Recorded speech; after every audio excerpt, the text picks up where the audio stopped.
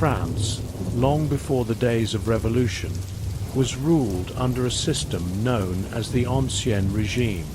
In this time, society was divided into clear classes, and life was very different from what we know today. The king reigned over the land with great power, and the people around him had set roles that they could not change. This chapter tells the story of that old order, where the rich and powerful lived in splendor, while the common people struggled to make a living. At the very top of society was the king, a man who was seen as chosen by God to lead the nation. His palace was full of luxuries, and his decisions affected the lives of every French citizen. The king was not alone, for he was surrounded by his court, a group of nobles and advisers who helped him rule. These nobles enjoyed a life of privilege. They lived in large, beautiful estates and wore fine clothes. They were granted special rights that set them apart from the rest of the people. Below the king and his nobles stood the first estate, the church. The church held great power in the old regime. It was not only a place of worship, but also a powerful institution that owned land and collected taxes. The clergy, or church leaders, played a central role in society.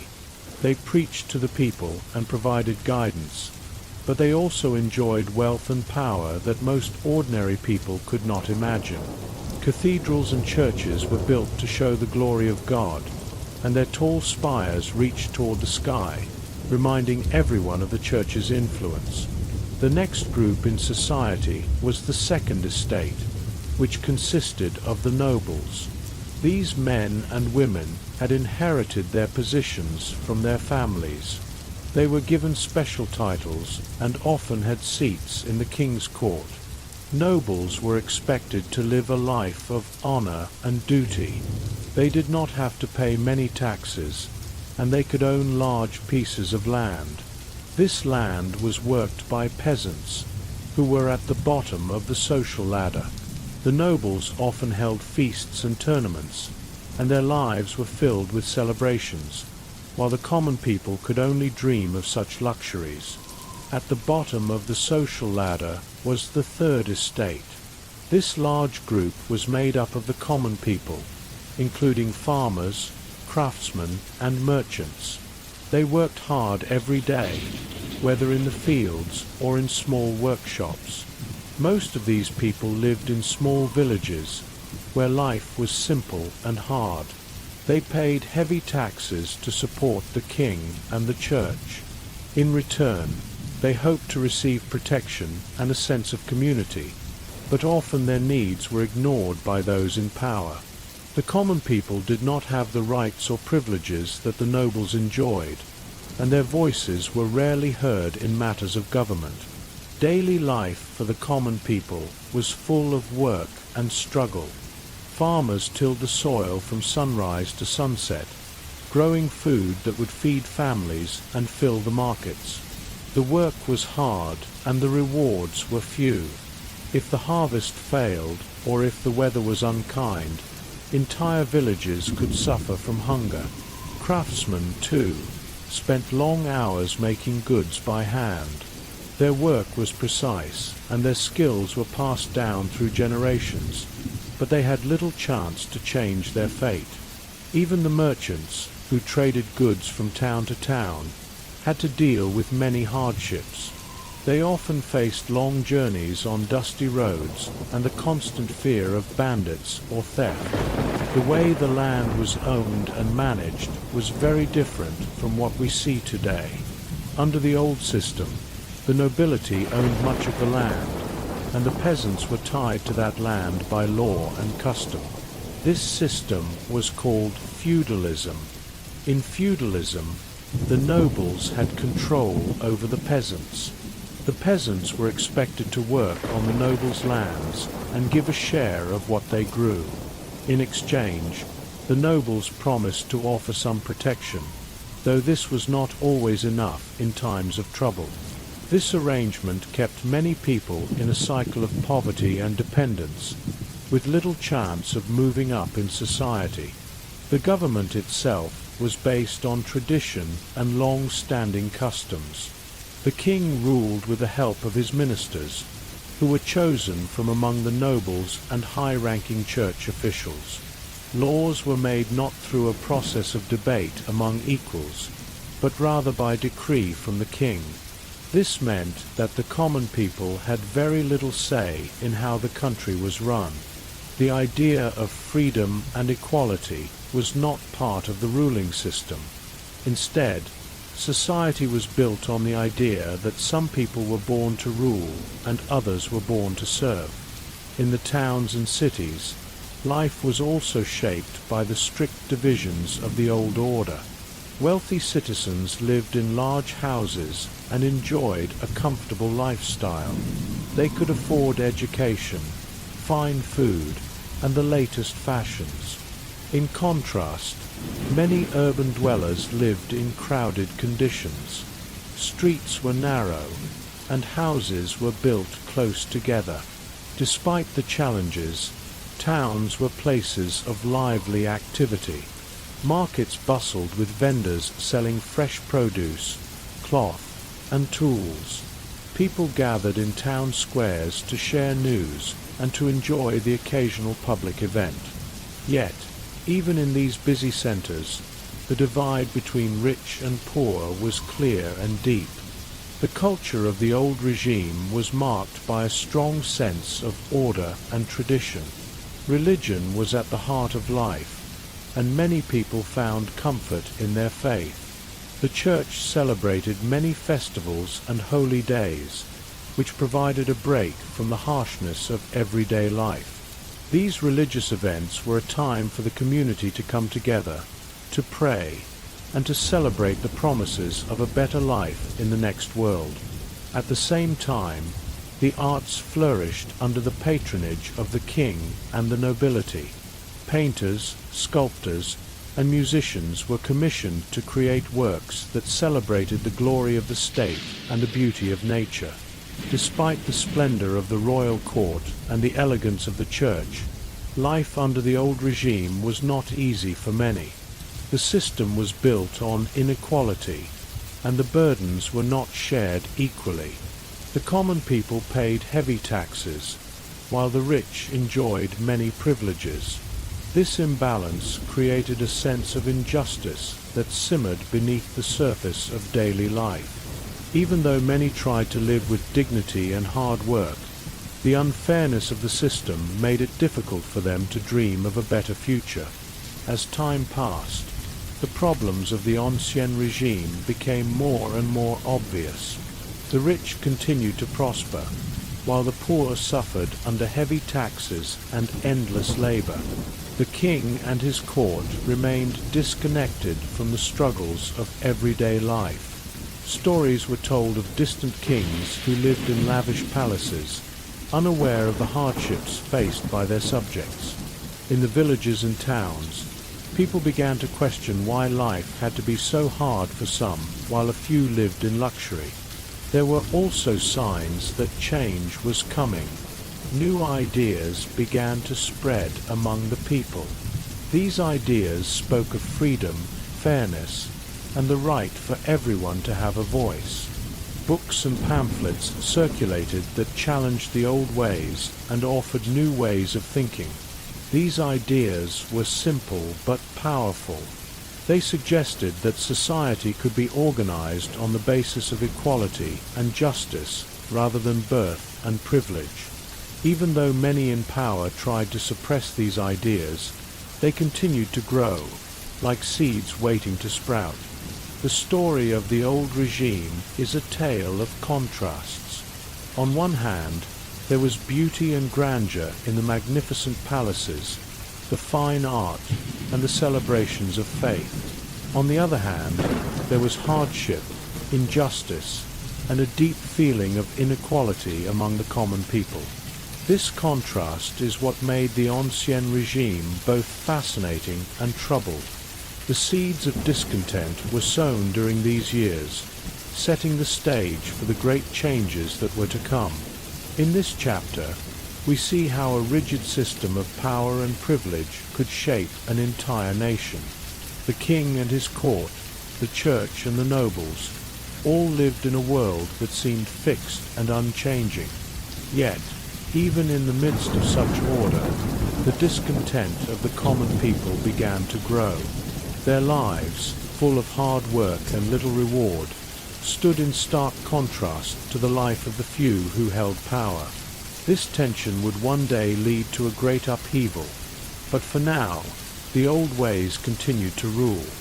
As the days turned into years, the people of France carried on with their lives under the old system.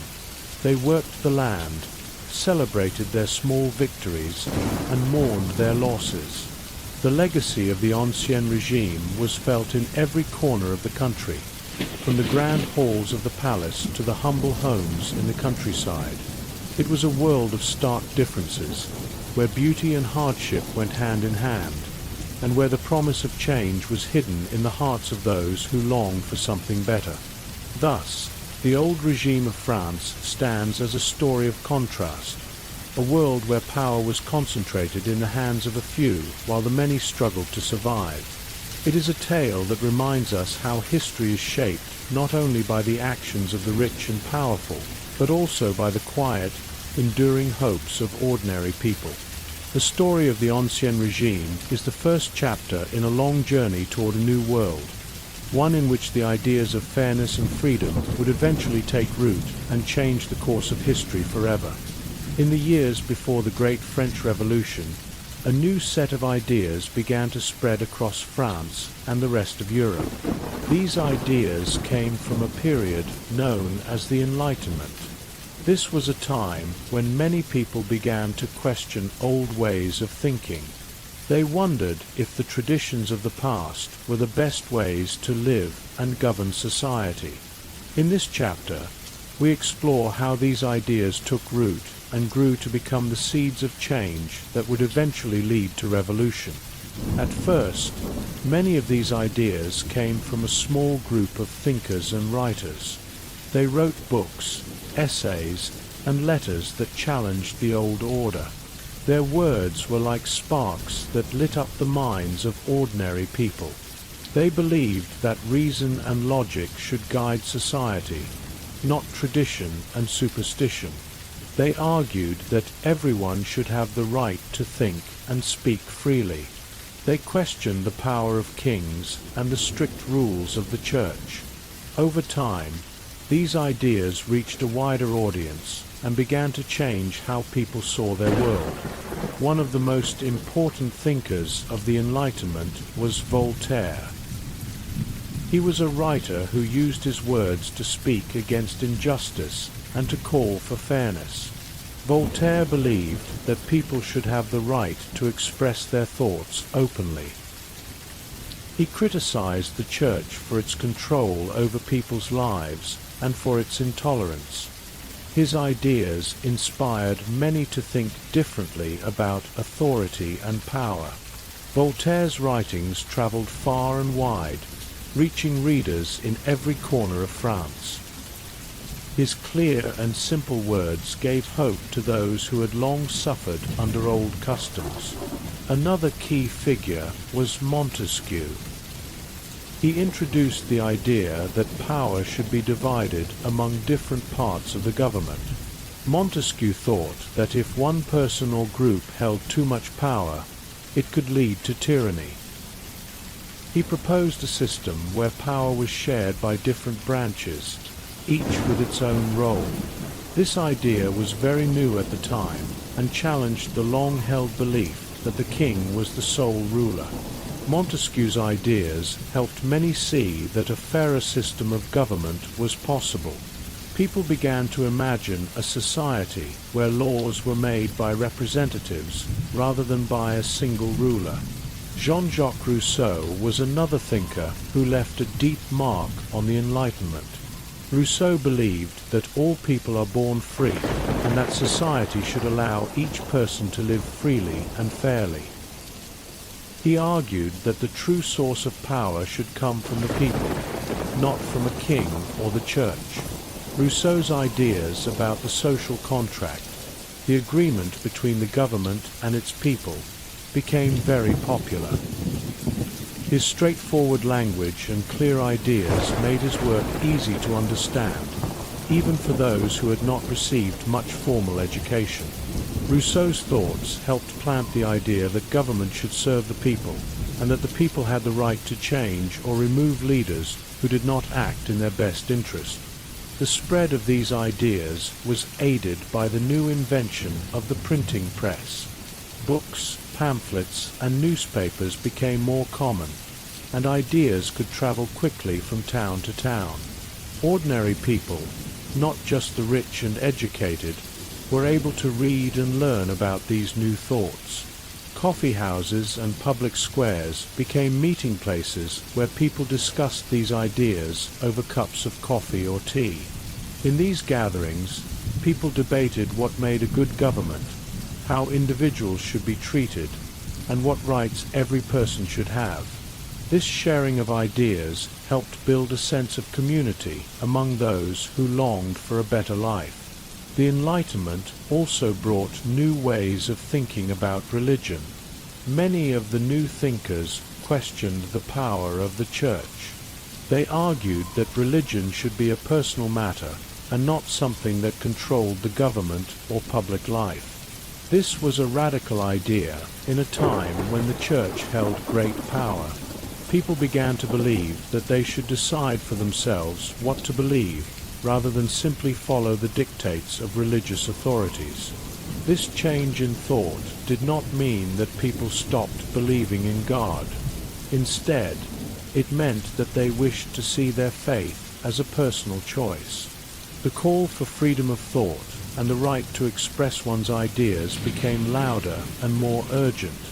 At the same time, the Enlightenment sparked new interest in science and the natural world. Scientists like Isaac Newton showed that the world could be understood through observation and reason. Their discoveries revealed that nature followed clear laws that could be learned by anyone who was curious enough to study them. This gave people a sense of control over their lives. It also led many to believe that human beings could make progress and improve society through knowledge. The idea that the world could be changed for the better by human effort became an important part of the Enlightenment.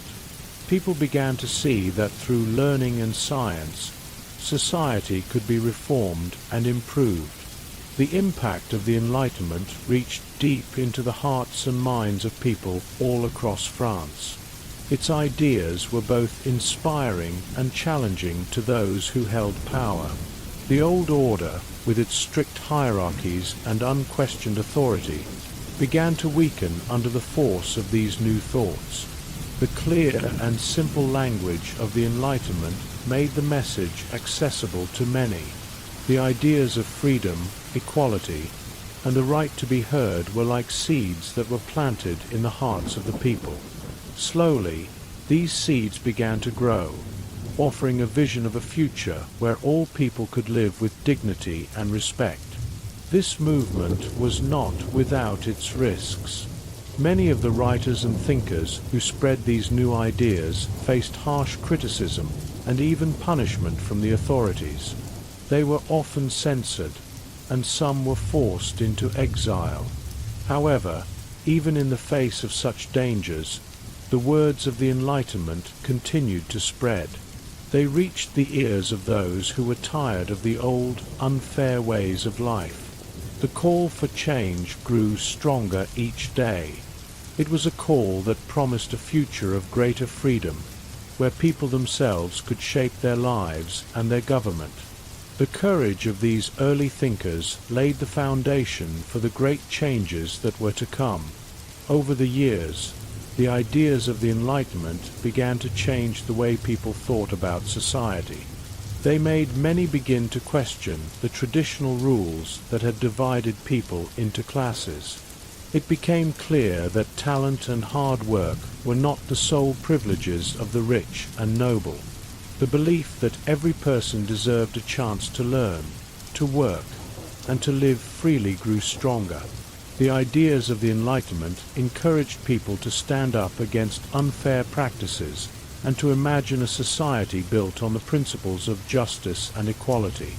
Public readings of Enlightenment writings became common in many towns.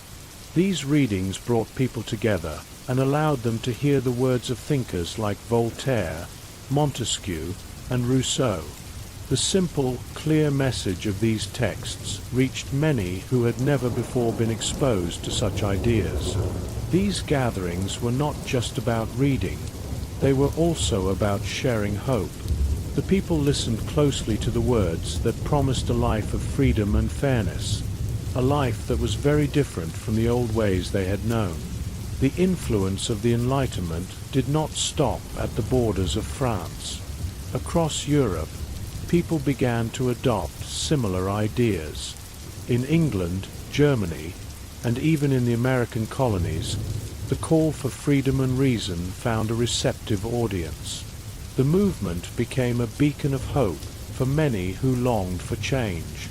The simple message that all people deserve to be heard and that government should be based on reason spread like a gentle wave across nations. This growing sense of possibility made it clear that a better world was within reach. Not everyone, however, welcomed these changes. Many supporters of the old ways saw the Enlightenment as a threat to tradition and order. They feared that if people were allowed to question authority and think for themselves, society would fall into chaos. These critics argued that the old system, with its strict rules and clear roles, was the only way to keep order. They warned that the new ideas of freedom and equality might lead to disorder and strife. Despite these warnings, the call for change grew louder and more persistent. In the end, the ideas of the Enlightenment planted deep roots in the hearts of the people. They proved that even simple words, spoken honestly, could challenge old traditions and set the stage for change. Slowly, these ideas grew into a force that promised freedom, equality, and a new way of life. This promise would later spark the dramatic events of the French Revolution for all people. France in the years before the Revolution faced serious money troubles and deep debts. The kingdom struggled to pay its bills and fund its wars. The government had spent large sums on battles and on the luxurious lifestyle of the royal court. This spending left the state nearly broke. King Louis XVI found himself trapped in a difficult situation. He had inherited a nation burdened by old financial problems and rising debts. Funds needed for running the country were scarce. The heavy expenses of the royal family and the high cost of military campaigns put enormous pressure on the treasury. As royal finances dwindled, the crisis grew worse. This financial trouble forced the king to confront a hard choice between continuing old ways or trying new reforms. The growing money problems sowed seeds of discontent among people who suffered under unfair tax systems. Their hardship demanded urgent change and action. France's money problems did not begin overnight. For many years, the nation had taken on large debts from expensive wars and royal extravagance. The country fought many battles that cost a lot of money and led to more borrowing. Each conflict added new loans and interest to an already heavy debt. The royal family lived in great luxury, spending lavishly on palaces, art, and fine clothes. This wasteful spending was supported by taxes that were mostly paid by the common people. Meanwhile, the church and the nobles were often exempt from these taxes. The growing debt made the country vulnerable to a deep financial crisis. Ministers warned the king about the dangers of overspending, but their advice was often ignored. The long history of conflict and opulence left France in a state of alarm. where every coin was precious and every extra expense added to a mounting burden, causing worry. Over many years, France's debt grew larger and more dangerous. The kingdom borrowed money from banks and wealthy citizens, promising to repay with interest. Wars such as the 7 Years' War and support for the American Revolution drained the treasury. Each military campaign cost vast sums, leaving the state with a bill that kept growing. Mismanagement by officials worsened the problem. Instead of finding ways to reduce spending, the government continued to spend more than it earned. Loans were taken without clear plans for repayment. The promise of future wealth and lands did not come to pass, and the debt continued to rise. This build-up of money problems made it harder for the king to manage the country. Every new battle and every extra expense added to the burden. In this troubled time, the country found itself in a dangerous cycle of borrowing and overspending. This crisis grew even worse. In France, the tax system was very unfair. Most of the taxes were collected from the common people, who made up the Third Estate. Farmers, craftsmen, and shopkeepers paid a heavy share to support the royal expenses. The nobles and the church enjoyed many privileges and often did not pay these taxes. This unequal system meant that the burden of money problems fell mostly on those with little wealth. The commoners struggled to keep food on their tables and pay for basic needs. They saw their hard work rewarded with little help from the state. At the same time, the rich lived in comfort, spending freely on luxury items. This division created anger and frustration among the people. They began to see that the tax system was one of the main reasons for the country's financial troubles. The unfair taxes deepened the divide between the classes. This worsened public anger. Several ministers tried to fix France's money problems. They proposed new ideas to cut spending and raise more revenue. One idea was to reform the tax system so that everyone would pay their fair share. These reforms aimed to reduce the privileges of the nobles and the church. The ministers believed that a fairer system would bring more money into the state treasury. They also wanted to cut unnecessary expenses at the royal court. Some tried to introduce new taxes on luxury items. Others suggested reducing the cost of maintaining the royal household. However, these ideas met strong opposition from those who enjoyed their special status. The nobles and high-ranking officials resisted any change that might affect their wealth. The struggle over reform was intense. The king was caught between the need for change and the pressure from his powerful supporters. His advisers were divided on how to proceed firmly. King Louis XVI faced a political dilemma. He wanted to help his country, but he was surrounded by old ways and strong enemies. The king was known to be kind, yet he struggled with the heavy duty of ruling a nation in crisis. He knew that change was needed, but he feared angering those who had supported him for many years. The royal court, filled with friends and advisers, often urged him to keep the traditional methods of spending and governance. Yet, the worsening financial situation pressed him to consider new reforms. His heart was full of worry for the suffering common people, but he also felt the weight of loyalty to the nobles and the church. In quiet moments, the king pondered difficult choices, aware that every decision could bring more problems. His inner conflict showed the troubled times facing France. This struggle deeply marked his entire troubled reign. Advisers and ministers played important roles during these troubled times. Men like Turgot, Necker, and Calonne offered ideas to help improve France's finances. Turgot believed that careful management and fair taxes could restore the treasury.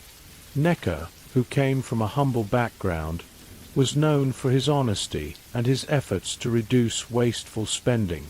Calonne also proposed bold reforms to raise money for the state. These ministers often faced strong resistance from powerful groups. Their suggestions were seen as threats to the traditional privileges enjoyed by the nobles and the church. Despite their good intentions, they struggled to make real changes. Their voices were sometimes drowned out by those who feared change. However, their efforts marked the beginning of a shift in thinking. They showed that even in hard times, new ideas could challenge old practices and offer hope for a better future. Their unwavering courage inspired change among many. The financial crisis had a strong effect on the daily lives of the French people. As the state struggled to pay its debts, taxes were raised even higher. This put extra pressure on families who already had little money. Farmers found it harder to grow enough food, and shopkeepers saw fewer customers. Many people suffered from hunger and hardship. The crisis also meant that public services and safety nets became weaker. Communities, once strong and supportive, began to feel the strain of economic troubles. People started to lose trust in the government and the king. They saw a system that favored the rich and ignored the needs of the poor. As money became scarce, hope began to fade. The crisis not only hurt the economy, but it also shook the hearts of ordinary citizens who longed for a fair and just life. Their struggles united many voices for needed reform. As the financial problems deepened, a sense of unrest grew among the people. Many began to speak out against the old system that had led to such hardship. Public meetings and discussions became more common as citizens demanded change.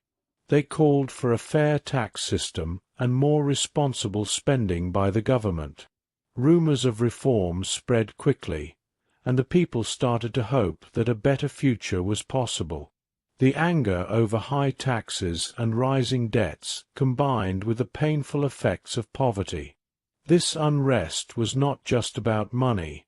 It was about the dignity of every citizen. Ordinary people wanted a government that listened to their needs and treated them with respect. Their voices grew louder each day, signaling that the time for change was drawing near. The widespread anger and deep disappointment stirred a strong movement that promised a radical break from old traditions for change. The growing financial crisis and the royal dilemma set the stage for dramatic changes in France. The king, caught between old habits and the call for reform, could not ignore the voices of a suffering people. Every decision about money and spending carried great risk. The crisis showed that the old system was failing and that new ideas were needed to create a fairer society. The burden of debt and the harsh tax system had pushed the nation to its limits. Ordinary citizens began to demand that those in power take responsibility for the country's future. As tension grew in every town and village, the need for a revolution became clearer. The story of France's financial struggles is not just about numbers and debts. It is about people's lives and their hope for a better tomorrow. This final chapter marks the beginning of a long, transformative journey towards sweeping change. The story of the Estates General begins in a time when the old order ruled France for many centuries. The country was divided into three main groups known as the Estates. The first estate was the church, the second estate was the nobles, and the third estate was made up of common people. For generations, These groups lived in separate worlds with their own roles and privileges. The church and the nobles enjoyed many rights and special treatment, while the common people worked hard, paid heavy taxes, and received little in return. When King Louis XVI decided to call the Estates General, it was seen as a chance to bring together these different voices and address the problems that had long troubled the nation. The decision to summon the Estates General was both bold and desperate. France was in a state of deep financial crisis, and the rigid social system was causing growing discontent among the people. The king hoped that by bringing together representatives from all three estates, he could find solutions to the kingdom's many problems. It was believed that the meeting would allow the people to express their grievances and suggest reforms that could lead to a fairer system. Many common people saw this call as a rare opportunity to be heard by the rulers who had ignored their needs for so long. There was hope that, finally, their hard work and daily struggles might lead to real change. News of the Estates General spread quickly throughout the country. In villages, towns, and cities, people discussed what this historic meeting might mean for their lives. Farmers, artisans, and merchants gathered to talk about the possibility of a new order in which they would have a voice. They shared stories of hardship and talked about the unfair tax burdens that had kept them in poverty. The common belief was that the meeting would open the door to a more equal society. The call for representation resonated deeply with those who had felt left out and oppressed by a system. The idea that every person could have a say in government filled many with hope and determination. The meeting was planned to take place in a grand hall that was symbolic of France's rich history. Delegates from each estate were chosen to represent their people. The church and the nobility sent members who were used to power and influence, while the Third Estate, representing the commoners, chose leaders who had experienced the harsh realities of everyday life. The representatives of the Third Estate carried the weight of millions of voices that had long been ignored. They were determined to demand equal treatment and fair representation. Their presence at the Estates General marked the beginning of a new chapter in French history, one in which the voices of ordinary people would no longer be silenced. During the meeting, heated discussions and passionate debates filled the halls. The representatives of the Third Estate spoke with clarity and conviction. They explained how the current system had burdened them with heavy taxes while offering little in return. They argued that the privileges enjoyed by the church and the nobility were not only unfair but also harmful to the progress of the nation. Their words were simple but powerful, touching on the basic rights that every person deserved. The call for representation was not merely a political demand. It was a cry for dignity, fairness, and a better future for all citizens. At the same time, the representatives from the First and Second Estates defended the old order. They argued that the established system had long maintained order and stability in France. They believed that the traditions of the past should be preserved and that sudden changes could lead to chaos. Their voices carried the weight of centuries of history and tradition. However, as the debates continued, it became clear that the old system was no longer acceptable to many. The common people's call for a new way of governing resonated with a growing number of citizens who saw the old order as a barrier to progress. The atmosphere in the meeting hall was charged with energy and emotion. Every word spoken by the representatives carried the hopes and fears of countless people across France. The discussions were long and sometimes heated, as ideas clashed and old loyalties were questioned. For the first time in many years, the common people felt that they had a chance to change their fate. They listened intently to the debates, their hearts filled with the promise of a future where they would be treated with respect and fairness. The spirit of the Estates General was one of unity and determination, a signal that change was coming to a country long divided by class and privilege. As the meeting progressed, a clear pattern emerged. The delegates of the Third Estate demanded that the voting system be reformed. In the old system, each estate had a separate vote, which meant that the church and the nobles could outvote the common people, even though they made up a small part of the population. The Third Estate argued for a system in which every delegate would have one vote, so that the will of the majority could be respected. This demand was a small but important step toward the larger goal of creating a fair and equal society. It was a call for change that would eventually grow into a much broader movement for social justice. The king watched the proceedings with a mix of hope and fear. He realized that the Estates General was not just a meeting to solve financial problems. It was also a turning point for the nation. The voices of the common people, long ignored by the privileged classes, were now demanding that they be treated as equals. The king knew that the old ways were crumbling and that a new era was on the horizon. His own position was becoming increasingly difficult as he tried to balance the demands of tradition with a call for reform. The pressure was mounting, and every decision he made would have far-reaching consequences for the future of France. In the midst of the debate, many ordinary citizens began to gather outside the Grand Hall. They came to hear the news from the representatives and to express their own hopes and concerns. Their presence was a powerful reminder that the call for representation was not just a matter for politicians and nobles. It was a movement of the people. The streets were filled with discussions about fairness, rights, and the possibility of a new government that would serve everyone. This public engagement showed that the ideas discussed in the Estates General were not confined to the walls of the meeting hall. They had spread to every corner of France. The call for representation at the Estates General was more than a political maneuver.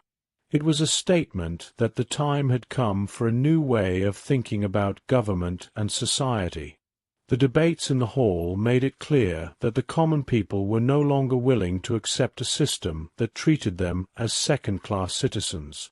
They wanted a voice in the decisions that affected their lives, and they believed that a fair and just government was within reach. This desire for change was rooted in everyday struggles with hunger, hardship, and the constant fight for dignity. The call for representation was a cry for help and a demand for a future where every person could live with hope and pride. The legacy of the Estates General would be remembered for many years to come. It was seen as the moment when the common people of France first stepped forward to claim their rights. The discussions and debates that took place laid the groundwork for the sweeping changes that would follow. The call for a fair voting system, the demand for equal representation, and the insistence that every citizen's voice mattered were ideas that would later fuel the flames of revolution. The Estates General was the spark that ignited a movement, setting France on a path that would lead to the birth of a new nation. In the end, the meeting of the Estates General did not solve all the problems of France. However, it marked the beginning of a journey toward a more equal and just society. The voices raised in that grand hall echoed through the streets and into the hearts of millions. The call for representation had shown that the people were ready to challenge the old order and create a future based on fairness and respect. It was a turning point in history, a moment when the hope for a better life was finally given a chance to grow. The Estates General became a symbol of the power of the people to demand change and to shape their own destiny. These events paved the way for a revolution that would indeed forever alter the destiny of France.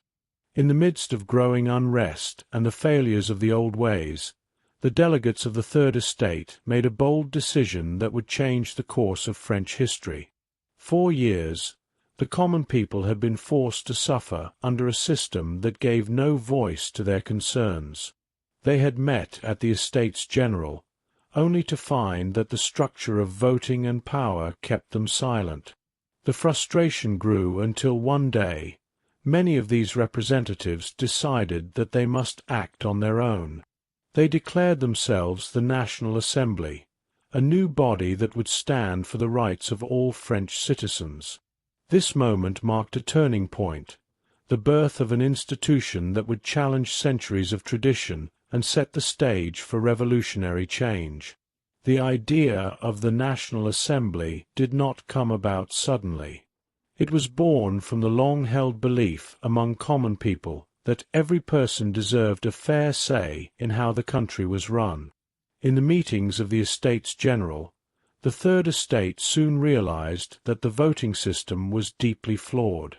With each estate having one vote, the small number of representatives from the clergy and the nobility could easily override the voices of the commoners. This injustice was obvious to those who lived day in and day out under heavy taxes and constant hardship. The feeling of exclusion was shared by countless people across France, and it made the idea of a new assembly not only attractive but necessary. They believed that if they united and represented the majority of the nation, they could begin to rewrite the rules of power. When the moment came, the representatives of the Third Estate gathered in a large hall. The air was filled with both nervousness and determination. They knew that the decision they were about to make could not be taken lightly. Yet, the desire for justice and equality burned brightly in their hearts. In that gathering, amid whispers and murmurs of hope, they voted to form the National Assembly. By doing so, they were rejecting the old system that had long favored a small elite and were instead choosing to stand for the rights of all people. This act of defiance was simple in its logic, but profound in its impact. It signaled that the people were no longer willing to be sidelined, and that they would work together to build a government that reflected their needs and dreams. The declaration of the National Assembly was not just a political statement. It was a call to all citizens to join in the struggle for a better future. News of this new beginning spread rapidly across the countryside and the cities. People from different walks of life, farmers, artisans, merchants, and labourers, felt that their voices were finally being heard. The assembly was seen as a beacon of hope, a promise that the old, unfair ways were coming to an end. The idea resonated deeply with those who had long suffered under the burdens of an unjust system. They began to see that a government built on the principles of equality and representation could lift the heavy weight of poverty and oppression. In the halls of the newly formed National Assembly, the delegates wasted no time in setting down the principles that would guide them. They spoke in simple, clear words that even those who had little education could understand. They discussed ideas like fairness, justice, and the need for a government that served every citizen. The assembly became a place where old customs were questioned and new hopes were born. These discussions were marked by both passion and a deep sense of responsibility. Each delegate understood that they were carrying the hopes of millions, and that the decisions made in that room would shape the destiny of the entire nation. The formation of the National Assembly also had a strong symbolic meaning. It was not merely a political reorganization. It was a public renunciation of the old order.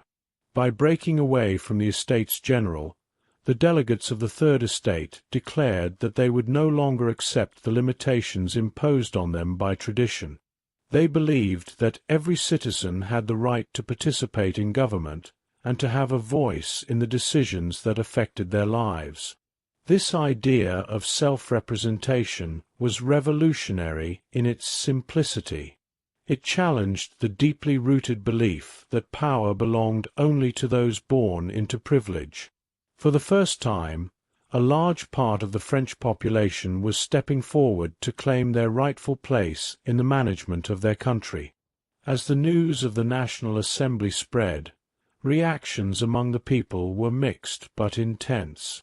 Many celebrated the bold move, seeing it as a long-awaited step toward freedom and equality.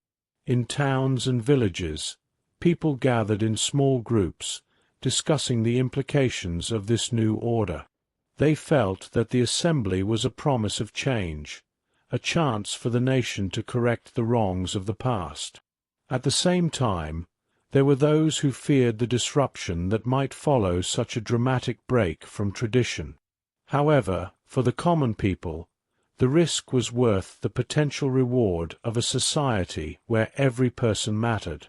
Their daily struggles had taught them that the old system was not working, and they were ready to embrace a future defined by justice and shared power. The leaders within the National Assembly quickly set to work on defining its purpose and goals. They started by drafting a series of demands and ideas that would later form the basis of a new government. Their discussions touched on many important issues: how to create fair laws, how to distribute power among the people, and how to ensure that the government was responsible to those it served. They knew that change would not come easily. Powerful forces still supported the old regime, and there were many who were reluctant to let go of centuries of tradition. But the members of the National Assembly were determined. They believed that the time had come to create a society where every individual was treated with dignity and respect. This period in history was filled with both hope and uncertainty. The birth of the National Assembly was a powerful moment that united many under a common goal. Yet, it also marked the beginning of a long and challenging struggle. The road ahead was filled with obstacles, as the new assembly faced opposition from those who benefited from the old order. Debates grew heated and emotions ran high as members worked to outline a future that was radically different from the past. Their work was not done in a single day. It was a gradual process that required patience, courage, and the willingness to stand firm in the face of adversity. The spirit of the National Assembly was rooted in the idea that the people could shape their own destiny. Every delegate in the Assembly carried with them the stories of countless citizens who had suffered under an unjust system. Their determination to build a fair government was born out of years of struggle and sacrifice. In the discussions that took place in the Assembly's hall, the words spoken were simple and honest. They spoke of rights that were natural to every person: the right to live with dignity, to have a fair share in the wealth of the nation, and to participate in the decisions that affected their lives. These ideas were not new, but they were given fresh life in the passionate debates and decisions of the National Assembly. The formation of the National Assembly also marked the beginning of a shift in how the nation was viewed by its own people. The old hierarchy, which had long separated the ruling elite from the commoners, was now being questioned openly. The Assembly was a clear message that the time of silent suffering was over. With every word spoken and every decision made, the representatives of the Third Estate were forging a new identity for France. They were building a bridge between the hopes of the people and the reality of government, a bridge that would eventually lead to the creation of a nation based on equality and justice. As the Assembly continued its work, the idea of a unified nation began to take shape. The discussions were not only about immediate reforms, but also about a long-term vision for France. They talked of a nation where laws were written by the people and for the people, where every citizen had a chance to be heard, and where justice was not a privilege for a few but a right for all. This vision was powerful and transformative. It inspired many and gave strength to those who had long felt powerless. The birth of the National Assembly was a declaration that the future of France belonged to its people, not to a distant monarch or a select group of nobles. In time, the formation of the National Assembly would lead to many further changes in France. The ideas and principles that emerged from that gathering would inspire reforms across the country. They would lead to debates about rights and freedoms that had never been imagined before. While the road ahead was uncertain and filled with challenges, the determination of those who had taken that first step burned brightly. Their courage to stand up against the old order was a sign that a new era was dawning, a time when the people of France would finally have the power to shape their own destiny. The birth of the National Assembly is remembered as one of the most important moments in French history. It was the spark that ignited a revolution that would change the face of the nation forever. The Assembly showed that when people come together and demand change, even the oldest and most deeply rooted systems can be challenged and transformed. This chapter in the history of France is a story of hope, courage, and the relentless pursuit of a fairer future for all. On a warm summer day in June of 1789, a momentous event occurred that would forever change the course of French history. The delegates of the Third Estate, the common people of France, had been locked out of the hall where the Estates General was meeting. Denied access by the nobles and the clergy, they found themselves without a proper place to discuss the matters that were so important to them. Instead of accepting defeat, they gathered in an indoor tennis court at Versailles. In that unassuming space, they made a bold promise. They would not disperse until they had created a new constitution for France. This promise, known as the Tennis Court Oath, symbolized the unity and resolve of a people determined to reclaim their rights and reshape their nation. Inside the tennis court, the atmosphere was charged with determination and hope. The delegates, representing thousands of common people, had come together with one clear goal in mind. They had endured years of suffering under a system that granted privileges only to the few, the nobles and the clergy, while the majority toiled under heavy taxes and harsh conditions. Their collective anger and frustration found an outlet on that day, as they stood side by side on the wooden floor of the court. With voices that trembled with both fear and determination, they swore an oath to remain united until a new constitution was established, one that would guarantee the rights and dignity of every citizen. Their words were simple yet carried immense power, echoing the deep desire for change that had been building up for years. The significance of the tennis court oath was not lost on those who witnessed it. It was an act of defiance against a system that had long ignored the voices of the common people. The oath was a clear declaration that the people of France were ready to take control of their own destiny. In a country where power had traditionally been concentrated in the hands of a few, this act of unity marked a turning point. It signaled that the old order was no longer acceptable and that a new, fairer system was within reach. The delegates' commitment to each other and to the cause of reform was a powerful reminder that real change begins when people stand together in the face of injustice. For many of the delegates, the decision to take the oath was a risky but necessary step. They knew that by challenging the authority of the king and the privileged classes, they were setting themselves on a dangerous path. Yet, the suffering they had endured left them with little choice. The old ways had brought nothing but hardship and inequality, and the promise of a better future was worth the risk. In that tennis court, amidst the uncertainty of the moment, they found strength in their unity. The promise they made was not just a commitment to each other, but a pledge to the millions of people who had long been voiceless. It was a vow that they would not rest until every French citizen could enjoy the rights of freedom, equality, and justice. The indoor tennis court, typically a place for leisure and sport, was transformed on that day into a symbol of resistance and hope. The simple walls and the echoing floor bore witness to the courage of those who had gathered there. As the delegates recited their oath, they could almost feel the weight of history upon their shoulders. They understood that their actions would set in motion events that might lead to a complete transformation of French society.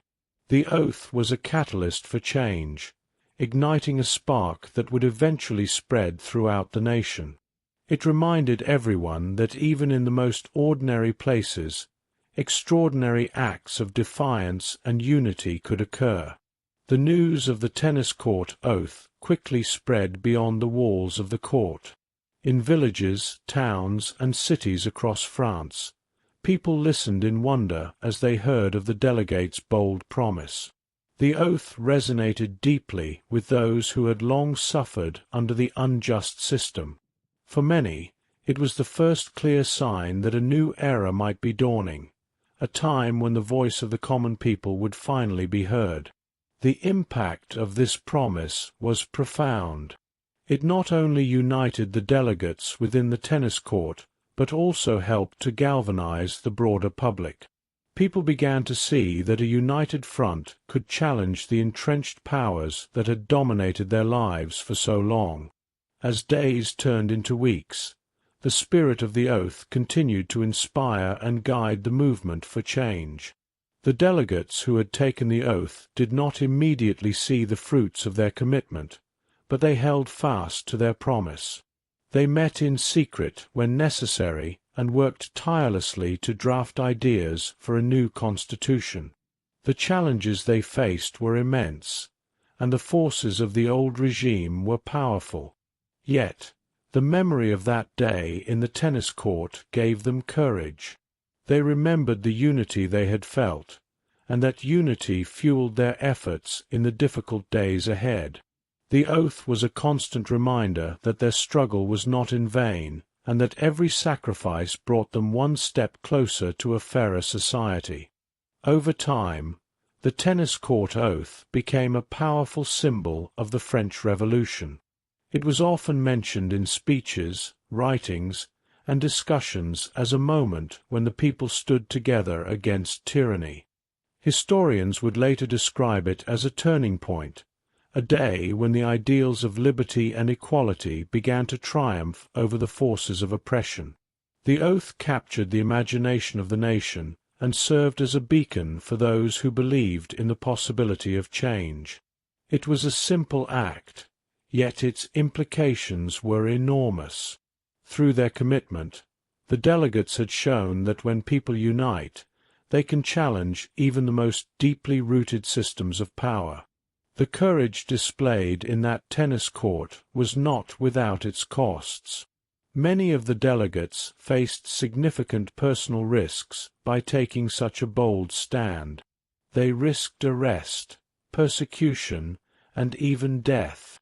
The old order was not willing to relinquish its power easily, and those who dared to defy it were met with harsh resistance.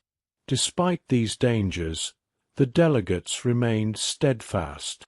Their commitment to the oath and to the cause of reform was unwavering. They believed that the future of France depended on their ability to stand together and demand change. In doing so, they set an example that would inspire future generations to fight for justice, even in the face of overwhelming odds. The legacy of the tennis court oath lived on long after that fateful day. It served as a reminder that the power of the people is strongest when they stand united. The oath was a declaration of the right of every citizen to participate in shaping their government and their society. It laid the foundation for the many reforms and revolutionary changes that would follow. The memory of the delegates' unity and resolve was cherished by those who continued the struggle for a better future. It was a powerful lesson in the importance of solidarity, courage, and the relentless pursuit of justice. Even today, the story of the tennis court oath inspires those who seek change. It is remembered as a time when ordinary people took extraordinary steps to secure their rights and build a more just society. The simple promise made in that modest tennis court became a symbol of hope and a testament to the strength of the human spirit. It reminds us that no matter how great the challenges may be, unity and resolve can pave the way for a brighter future. The oath stands as a reminder that every voice matters and that together, people have the power to transform their world. The tale of the tennis court oath is one of determination, sacrifice, and unwavering belief in the possibility of change. It teaches us the value of standing up for what is right, even when the odds seem insurmountable. The delegates who took that oath not only changed the course of French history, but also set a powerful example for the entire world. Their unity in the face of oppression showed that when people come together, they can overcome any challenge and create a future based on the principles of liberty, equality, and justice. Today, as we look back on that day in the tennis court, we remember the bravery and vision of those who dared to challenge the old ways. Their promise to remain united until a new constitution was written is a legacy that continues to resonate with all who believe in the power of collective action. The tennis court oath remains a timeless reminder that true change comes from the heart, and that the spirit of unity can overcome even the most formidable barriers. It is a story of hope, a story of resistance, and a story of the enduring strength of the human will. This oath, taken on a modest court, marked the beginning of a journey that led France from the darkness of oppression to the light of freedom. The delegates' simple yet powerful promise has since become a symbol of what can be achieved when people are united in purpose. Their commitment was a clear statement that the future of France, and indeed the future of any nation, belongs to its people. Their legacy reminds us that unity, determination, and the courage to stand up for one's beliefs are the keys to creating lasting change. The day was hot and the air heavy with tension in early July 1789. The people of Paris gathered with growing anger and fear as rumors of an impending crackdown and the misuse of power by the king's soldiers spread through the crowded streets. At the heart of the city stood a fortress known as the Bastille, a grim symbol of royal authority and oppression. Although it had long served as a prison for political offenders and common criminals, by that time the Bastille had grown to represent much more. It embodied the suffering of the people and the unchecked power of the monarchy. For many Parisians, the fortress was a constant reminder of the injustice and cruelty of the old regime. In the weeks leading up to that fateful day, the anger of the common people had been steadily growing. The citizens of Paris had endured heavy taxes, rising food prices, and frequent shortages that left their tables bare. They lived in constant fear of arbitrary arrests and harsh punishments meted out by the king's soldiers. In hushed voices and secret meetings, Parisians discussed the abuses of power that had become part of daily life. At the center of these discussions was the Bastille, which many saw as the very face of royal tyranny. Its massive stone walls and iron gates represented not only physical confinement, but also the mental chains that kept the people subjugated. The idea of storming the Bastille had been whispered in alleys and marketplaces, a bold notion that promised a break from centuries of oppression. On the morning of July 14, 1789, the streets of Paris were filled with an energy that bordered on frenzy. A large crowd gathered near the Bastille, swelling with people from every walk of life, from street vendors and labourers to artisans and humble shopkeepers. They came armed not with sophisticated weapons, but with everyday tools, clubs, and even farming implements. Their purpose was clear. They intended to challenge the symbols of injustice and reclaim the dignity that had long been denied to them. The atmosphere was electric with both fear and determination, as each person knew the risks involved. Yet, the shared hope for a better future united them, and the crowd surged forward with a common resolve. The Bastille itself loomed large and foreboding. Its thick stone walls, high towers, and heavy iron doors made it seem impenetrable. But to the people of Paris, it was not the number of prisoners held within that mattered. It was what the fortress represented. For decades, the Bastille had been used by the Crown to silence dissent and to instill fear in the hearts of those who questioned royal authority. The very sight of its formidable structure stirred memories of unjust imprisonment and cruelty. That morning, the fortress became the target of a people determined to break the chains of tyranny. They believed that if they could seize the Bastille, they would send a powerful message, that the time had come to overthrow the old order. As the crowd gathered at the gates, shouts of defiance filled the air. The people demanded that the fortress be opened and that the symbols of oppression be destroyed. The guards, caught off guard by the sheer number and passion of the attackers, scrambled to organize a defense. What began as a tense standoff quickly escalated into a violent clash. The citizens, driven by desperation and hope, pressed against the heavy doors of the Bastille. They pounded on the gates with everything they had, stones, makeshift tools, and even bare fists. The air rang with the sounds of battle, cries for freedom, the clanging of metal, and the echoes of determination reverberating off the ancient walls. In the midst of the chaos, ordinary Parisians displayed extraordinary courage. Men and women fought side by side, their differences forgotten in the common struggle against injustice. Neighbors who had known each other only as distant acquaintances became allies on that day, united by their shared desire for change. The struggle at the Bastille was not merely about seizing a physical structure. It was about reclaiming the power to determine their own fate. Each blow struck against the fortress was a blow against a system that had long ignored their suffering. In those desperate moments, the people showed that even an enemy as formidable as the Bastille could be challenged by sheer will and unity. The battle was fierce and unrelenting. The guards inside the fortress fought hard to protect the symbol of royal power, but they were overwhelmed by the sheer force of the people outside. As the crowd surged forward, the heavy gates finally began to give way under the relentless assault. When the doors finally burst open, a flood of determined citizens rushed into the Bastille. The interior, dimly lit and filled with the stale air of confinement, was suddenly illuminated by the hope and energy of the liberators.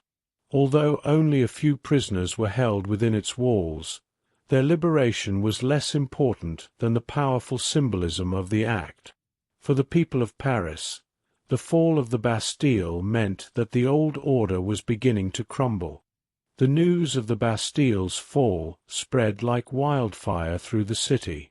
From the narrow lanes of Paris to the farthest corners of the French countryside, people rejoiced at the news that the fortress of oppression had been overthrown. The storming of the Bastille quickly became a rallying cry for those who had long suffered under an unjust system. It was seen as a turning point, a moment when the people had taken their destiny into their own hands. The event marked the beginning of a chain reaction that would eventually bring about sweeping changes across France. It was as if the fall of that single fortress had ignited a spark, setting ablaze the hopes and dreams of a nation hungry for freedom. In the days that followed, the symbolism of the Bastille's fall continued to inspire the revolutionary movement. The image of a determined crowd storming a mighty fortress became a powerful icon of resistance and hope. Poets and painters captured the moment in works of art that celebrated the bravery and unity of the people.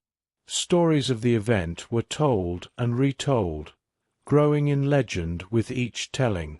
The fall of the Bastille came to represent the triumph of the common man over centuries of aristocratic privilege and royal tyranny.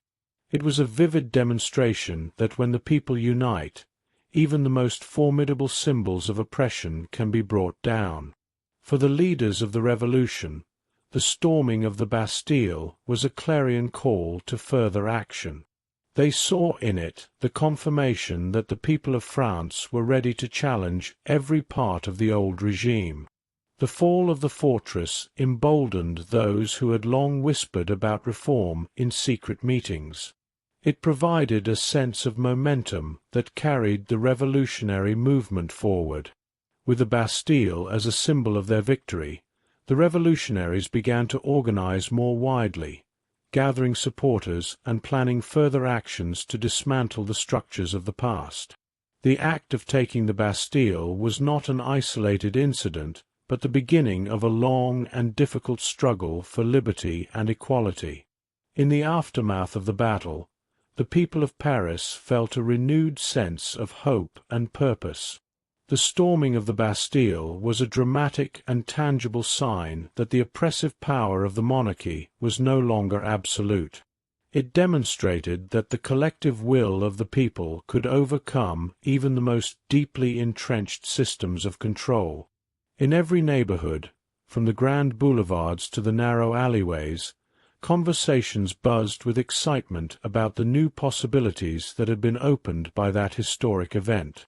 The courage shown on that day inspired not only the revolutionaries in Paris, but also common citizens throughout France, who began to see that change was within their reach. Even as celebrations erupted in the streets, there remained the understanding that the road ahead would be long and fraught with challenges. The fall of the Bastille was a symbol of hope, but it also signaled the start of a difficult struggle against powerful forces determined to maintain the old order. The revolutionaries knew that many obstacles lay ahead as they worked to create a new society based on justice, equality, and the rights of every citizen. Yet, the memory of that fateful day in early July continued to serve as a beacon of inspiration, reminding everyone that true change begins when the people dare to rise up and challenge injustice. The storming of the Bastille stands as one of the most significant events in French history. It is remembered not only for the dramatic images of a besieged fortress falling to a determined crowd, but also for the deeper meaning it held for an entire nation. It symbolized the power of the people to stand up against tyranny, and to forge a new future built on the principles of liberty and equality. In that act of defiance, the citizens of Paris demonstrated that no matter how powerful an institution might seem, it could be overcome by the united will of a people who believed in a better way of life. As the day drew to a close and the echoes of battle faded into memory, the spirit of the revolution burned ever brighter in the hearts of the French people. The Bastille, once a mighty fortress of oppression, had become a symbol of hope and renewal, a testament to the fact that when united, the common people can change the course of history. The legacy of that day endures as a powerful reminder that the struggle for freedom is a fight worth taking, even in the face of overwhelming odds. The French countryside in the summer of 1789 was a world away from the bustling streets of Paris. Here, in the quiet villages and sprawling fields, life had always been simple yet hard. Farmers rose with the sun, tending to their crops and animals with routines passed down through generations. But that summer, an unsettling tension began to spread. News of the revolutionary events in the city, of the storming of the Bastille and the birth of the National Assembly, drifted slowly into the rural areas. These whispers, mixed with old grievances and deep-seated mistrust, ignited a period of intense fear and suspicion among the peasant communities, later known as the Great Fear. In these small hamlets, where neighbors had known each other for years, the appearance of strange figures on dusty roads or unexpected visitors could cause alarm. As rumors of an imminent royal counterattack and the return of the old, oppressive aristocracy circulated, even the most modest households felt vulnerable. Stories began to fly, tales of bands of well-armed soldiers riding through the countryside, intent on suppressing the burgeoning revolution and punishing those who had dared to rebel. Though there was little evidence to support these stories, the mere possibility of such an attack was enough to set hearts racing with dread. The seeds of panic were sown in a fertile ground of long-standing hardship and inequality. For generations, rural folk had endured the heavy burdens of feudal obligations and unfair taxes. The memory of past abuses by local lords and the crown was never far from their minds. Now, with the old regime teetering on the edge of collapse, these memories merged with the latest news from Paris, twisting into a belief that a violent backlash was inevitable. Every whispered tale of an attack, every mention of royalist plots, fanned the flames of the Great Fear, making even familiar sounds and sights seem menacing. As word of these rumours spread, groups of villagers began to gather in the evenings in small, dimly lit rooms. In these meetings, elders and local leaders discussed what they had heard, trying to piece together the truth from the fragments of half-remembered events. Their conversations, held in low, urgent voices, often turned to speculation. Some believed that the rumours were the work of enemies of the revolution, intent on causing chaos among the common people. Others thought the stories might be true, citing occasional sightings of suspicious men or unfamiliar horsemen near their homes. In this climate of uncertainty, it became nearly impossible to separate fact from fiction. Driven by fear and a desire to protect their families and property, many peasants decided that waiting passively was not an option. Small groups began to organize themselves into makeshift militias. With little more than farming tools, scythes, pitchforks, and axes, they formed patrols to guard the village outskirts. These self-appointed defenders roamed the narrow country lanes, their eyes fixed on the horizon, ready to confront any sign of trouble. Although their weapons were crude, their determination was fierce.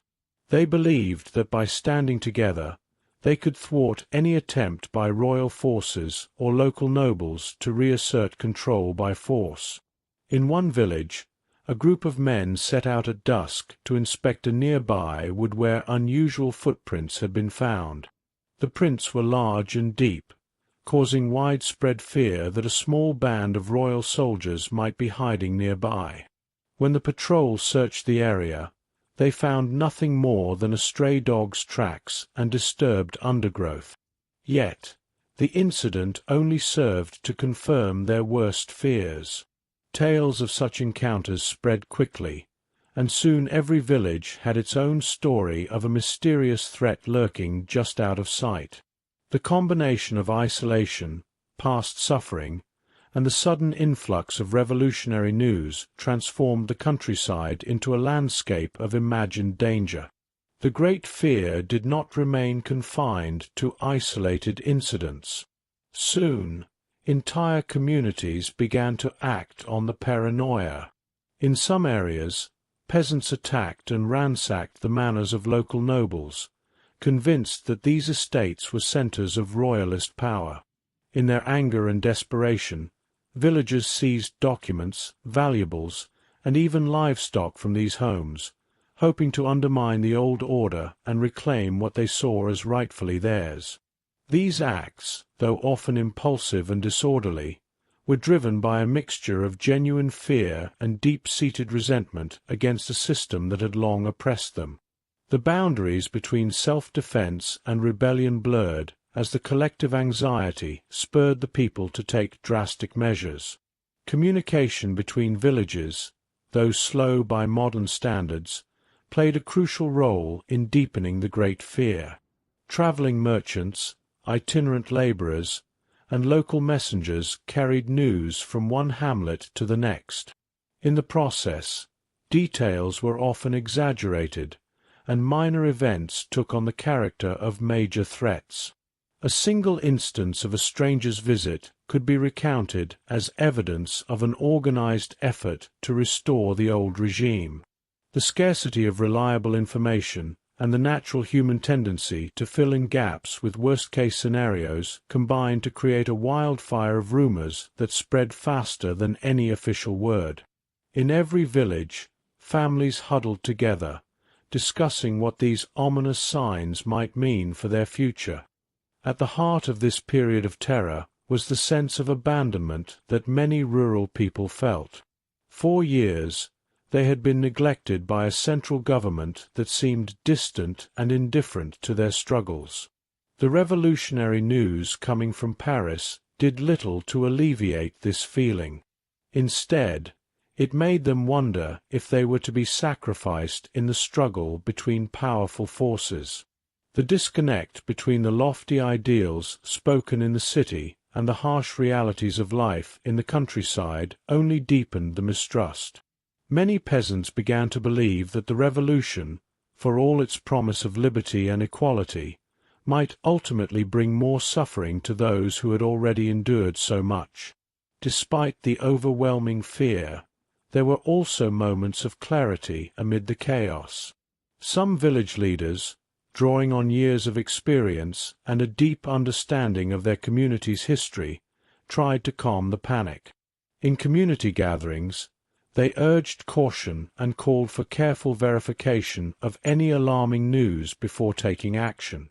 They reminded their neighbors that many of the rumors were likely exaggerations, the product of anxious minds rather than of real conspiracies. These voices of reason were important, yet they often struggled to overcome the raw emotion that had taken hold of the people. Even as some tried to soothe the fears, the tension in the countryside remained palpable. The impact of the Great Fear was lasting.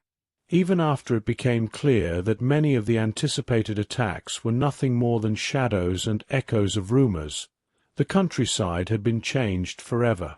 The experience had awakened a sense of power among the peasants.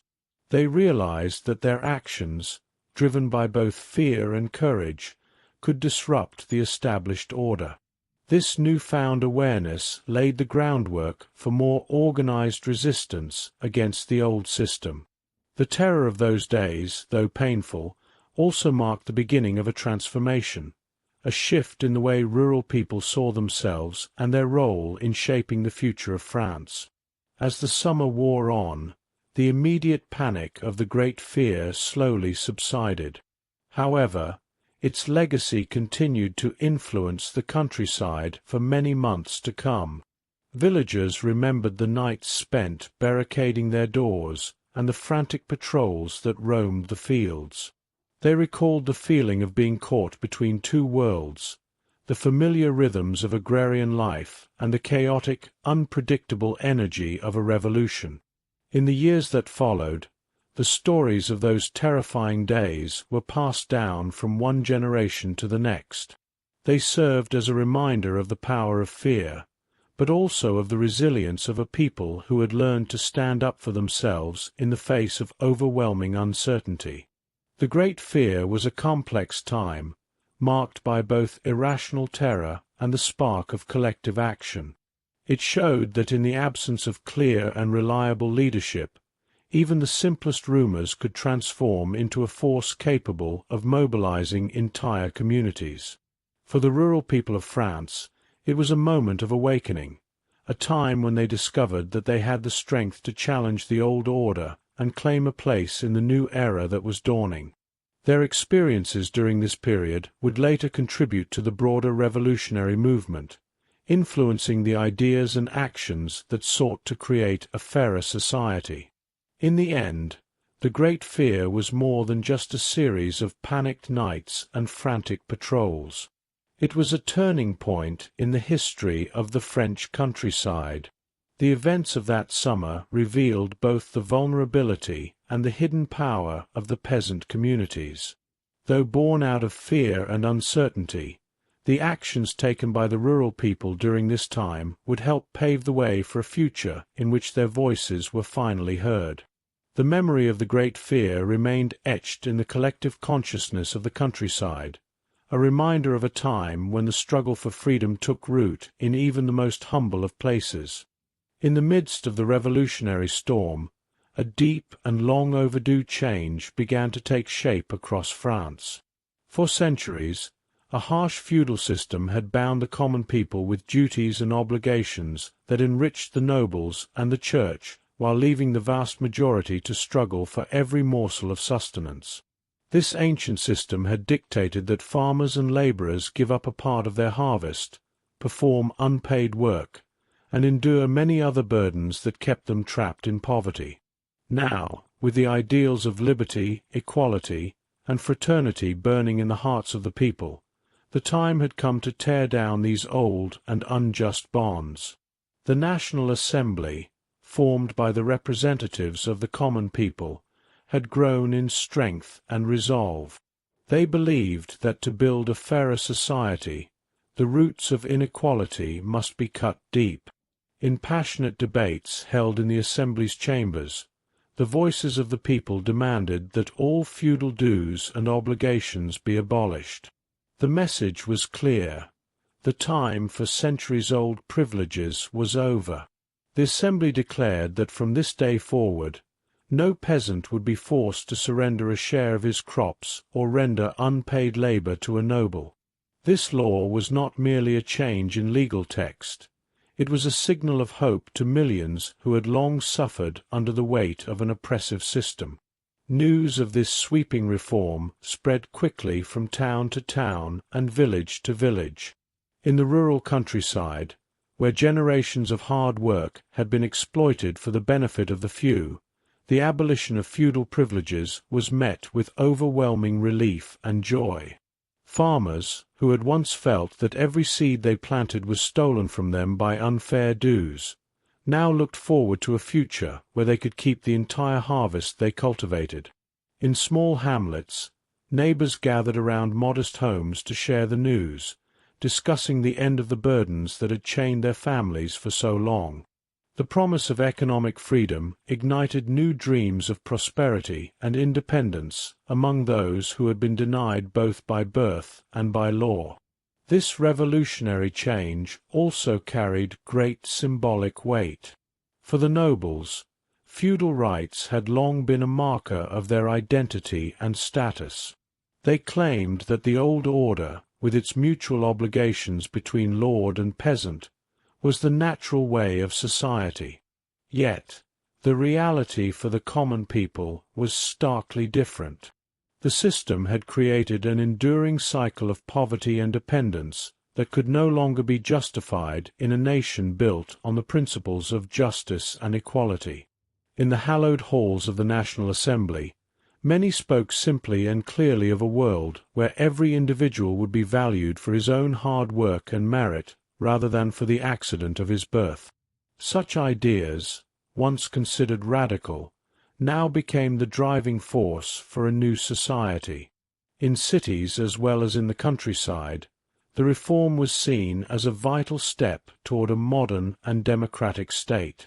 Intellectuals and reformers celebrated the decision, recognizing that by removing the old feudal bonds, France was setting itself on a course towards social and economic progress.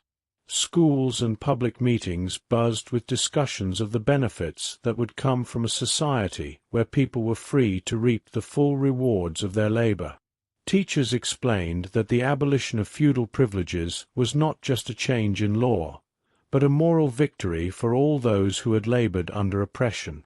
In this new world, every citizen could hope for a fair chance at success, and the old hierarchies based solely on birth would gradually fade into history. However, the path to complete abolition was not without its challenges.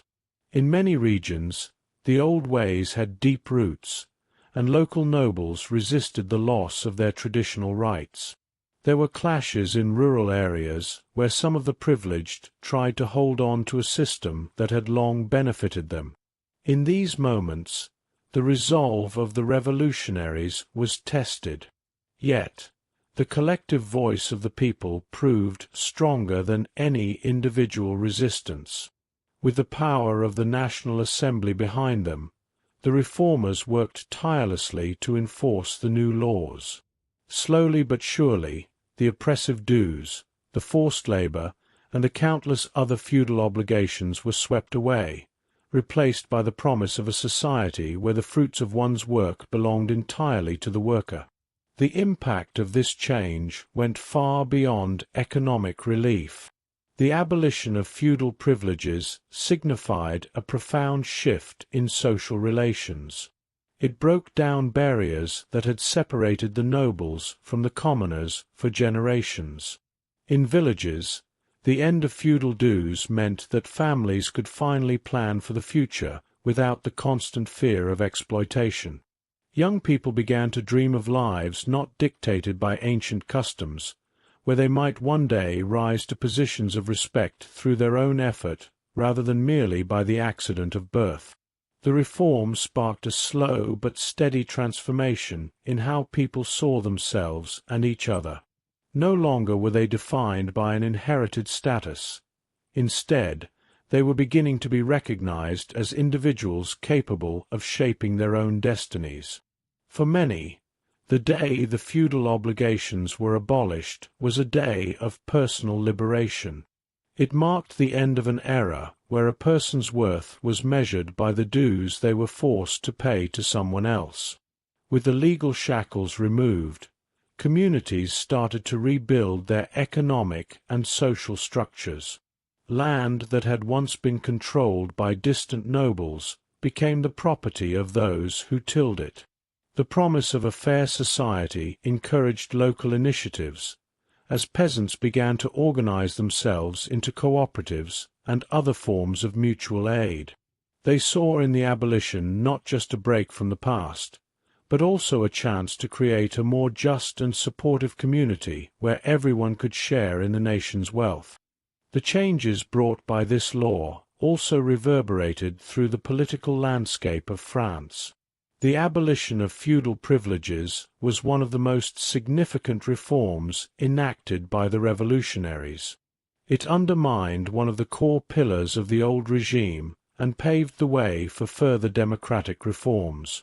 The National Assembly used this victory as a platform to push for additional changes that would guarantee the rights of all citizens. In time, the memory of this reform would serve as a powerful example for other nations grappling with social injustice. The idea that no man or woman should be burdened by an inherited debt to a system that exploits them became a universal call for fairness and human dignity. Throughout the years following the Revolution, the story of the abolition of feudal privileges was told and retold as a symbol of hope and progress. It became a cornerstone in the national narrative of France, a reminder of the power of collective action and the possibility of overturning deeply entrenched injustice.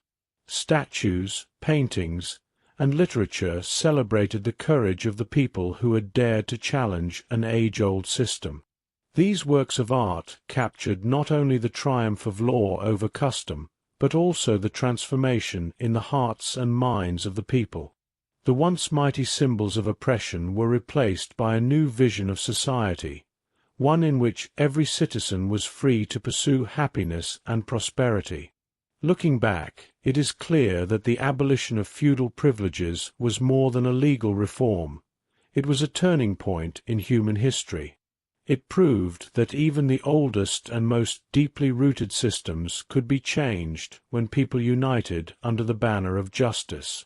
The legacy of that monumental decision continues to inspire movements for freedom and equality around the world. It stands as a testament to the idea that when people come together to demand what is right, they can reshape the very foundations of society. In the end, the day when feudal dues were abolished marked a new beginning for France. It was a day that set in motion the transformation of an entire nation from a land of rigid hierarchy and exploitation to one where every individual had the chance to be recognized for his or her own efforts. The courage to dismantle a system built on centuries of injustice was not easy, but it paved the way for a future where fairness and opportunity could flourish. The lessons learned during those turbulent times remain as important today as they were then, reminding us all that the fight for a just society is a struggle that must be carried on through the ages. In the early days of the Revolution, as the people of France began to dream of a new life free from oppression and inequality, a document emerged that would become one of the most important symbols of freedom. This document was known as the Declaration of the Rights of Man and of the Citizen. It was not a long list of abstract ideas, but a clear and simple set of promises that every person in France should have the right to be treated with dignity and fairness. The Declaration was a product of deep thought and discussion, born from the struggles of everyday people who longed for a society built on justice and equality. The work on the Declaration began in the halls of the National Assembly. The representatives who had taken up the cause of the common people met to discuss what rights were natural to all human beings. They believed that every person, no matter their birth or wealth, had certain inalienable rights. These rights were not granted by a king or a government, but were inherent to every individual by the very nature of being human. The ideas that fueled this belief came from the Enlightenment, a time when thinkers like Rousseau, Voltaire, and Montesquieu had spoken of freedom, reason, and the importance of every individual. The National Assembly decided that it was time to put these ideas into writing, to create a document that would protect these rights for all citizens. In simple and clear language, the Declaration set out a list of basic rights. It stated that men are born free and equal in rights, and that these rights include liberty, property, security, and the resistance of oppression. These words were not meant to be complicated or fancy. Instead, they were written so that even those with little education could understand them. The Declaration made it clear that all citizens had the right to participate in the creation of laws, and that no person should be excluded from the political process simply because of their social status. This was a radical idea, for centuries had passed in which power was reserved only for a few. Now, the hope was that everyone could have a say in how the country was run. The creation of the Declaration was a long and thoughtful process. Delegates debated and discussed what should be included, often meeting late into the night by the light of a flickering candle. They knew that their words would shape the future of France, and that this document could serve as a guide for the new nation. In these discussions, they made sure to focus on ideas that could be understood by everyone. They avoided complicated language and legal jargon, choosing instead to express their thoughts in plain terms. The Declaration was not meant to confuse or intimidate. It was meant to inspire and unite the people. It was a promise that the government would no longer be an instrument of tyranny, but a tool to protect the rights of every person. The Declaration also addressed the relationship between the people and their government. It declared that the authority of the government comes from the people, and that no ruler had the divine right to govern by force or by birth. This was a powerful statement because it broke with centuries of tradition. For so long, kings and nobles had claimed that their power was given to them by God. Now, the Declaration boldly declared that power belonged to the people. It stated that laws should be made by those who were governed, and that every citizen had a duty to contribute to the public good. This idea of popular sovereignty, of the people as the source of all power, became one of the core principles of the Revolution. The impact of the Declaration was immediate and profound. When the words were read aloud in public squares and town halls, people felt a surge of hope and pride. For the first time, they saw their own lives reflected in the words of a legal document. The promise that all men were born free and equal resonated deeply with those who had suffered under centuries of unfair treatment. Farmers, shopkeepers, and labourers saw in the Declaration a promise of a better future. They believed that their struggles would finally be acknowledged and that they would have a voice in shaping the new France. The Declaration was not just a legal document. It was a symbol of the aspirations and dreams of the common people. As the Declaration spread across France, its simple language and clear ideas reached even the most remote villages. In small hamlets and on crowded farmyards, people read or heard the words of the document and discussed its meaning. They talked about how the rights it promised could change their lives. Mothers explained to their children that everyone had the right to be treated fairly, and fathers spoke of the importance of protecting these rights for future generations. In a time when many felt powerless, the Declaration gave them a sense of control over their destiny. It was a beacon of hope in a dark time, a reminder that the old rules of injustice were being replaced by a new order based on the dignity of every person. The Declaration was not perfect, and its creation was not free of conflict. There were debates about whether the rights should be extended to all people, including women and those who were not wealthy or educated. Some argued that the document should only apply to a select group of citizens, while others believed that its promise of equality should be universal. Despite these disagreements, the final version of the Declaration was adopted by the National Assembly with the aim of protecting the basic rights of all men. Over time, the ideas within it would be revisited and revised, and later generations would work to extend its promises to everyone. However, the initial declaration marked a turning point, a moment when the old ways of privilege were openly challenged and replaced by the ideals of freedom and equality. The influence of the Declaration reached far beyond the borders of France. Its clear and inspiring language travelled with soldiers, merchants, and travellers, spreading the revolutionary ideas to other countries. Soon, people in distant lands began to talk about the rights it described, and many saw it as a model for their own struggles for freedom. The Declaration helped to inspire movements for change around the world, proving that the simple idea that all men are born free could have a lasting impact. It reminded everyone that governments are meant to serve the people, and that the rights of the individual must always be protected against tyranny and oppression.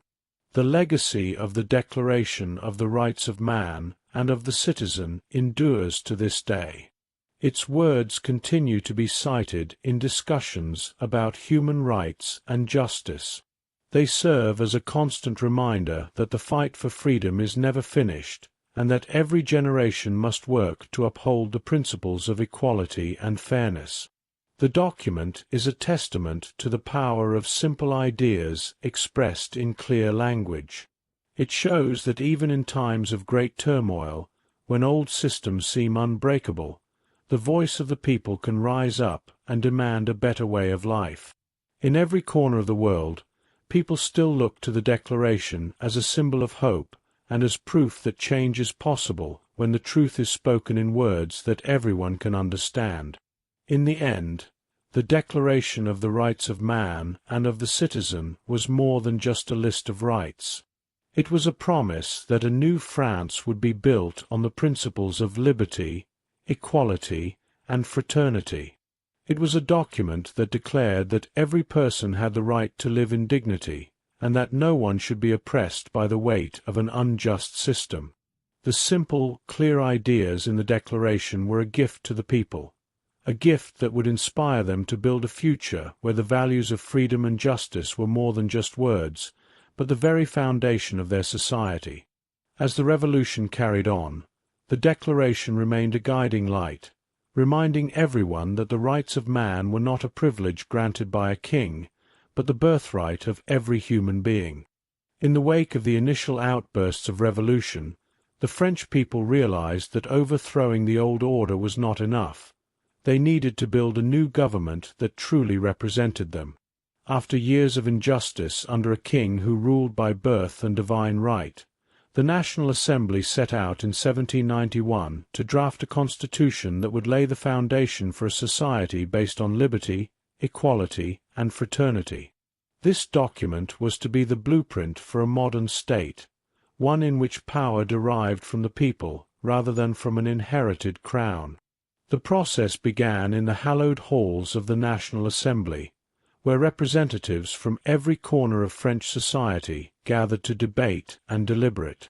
They knew that the new constitution had to reflect the ideas of the Enlightenment, which stressed reason, justice, and natural rights.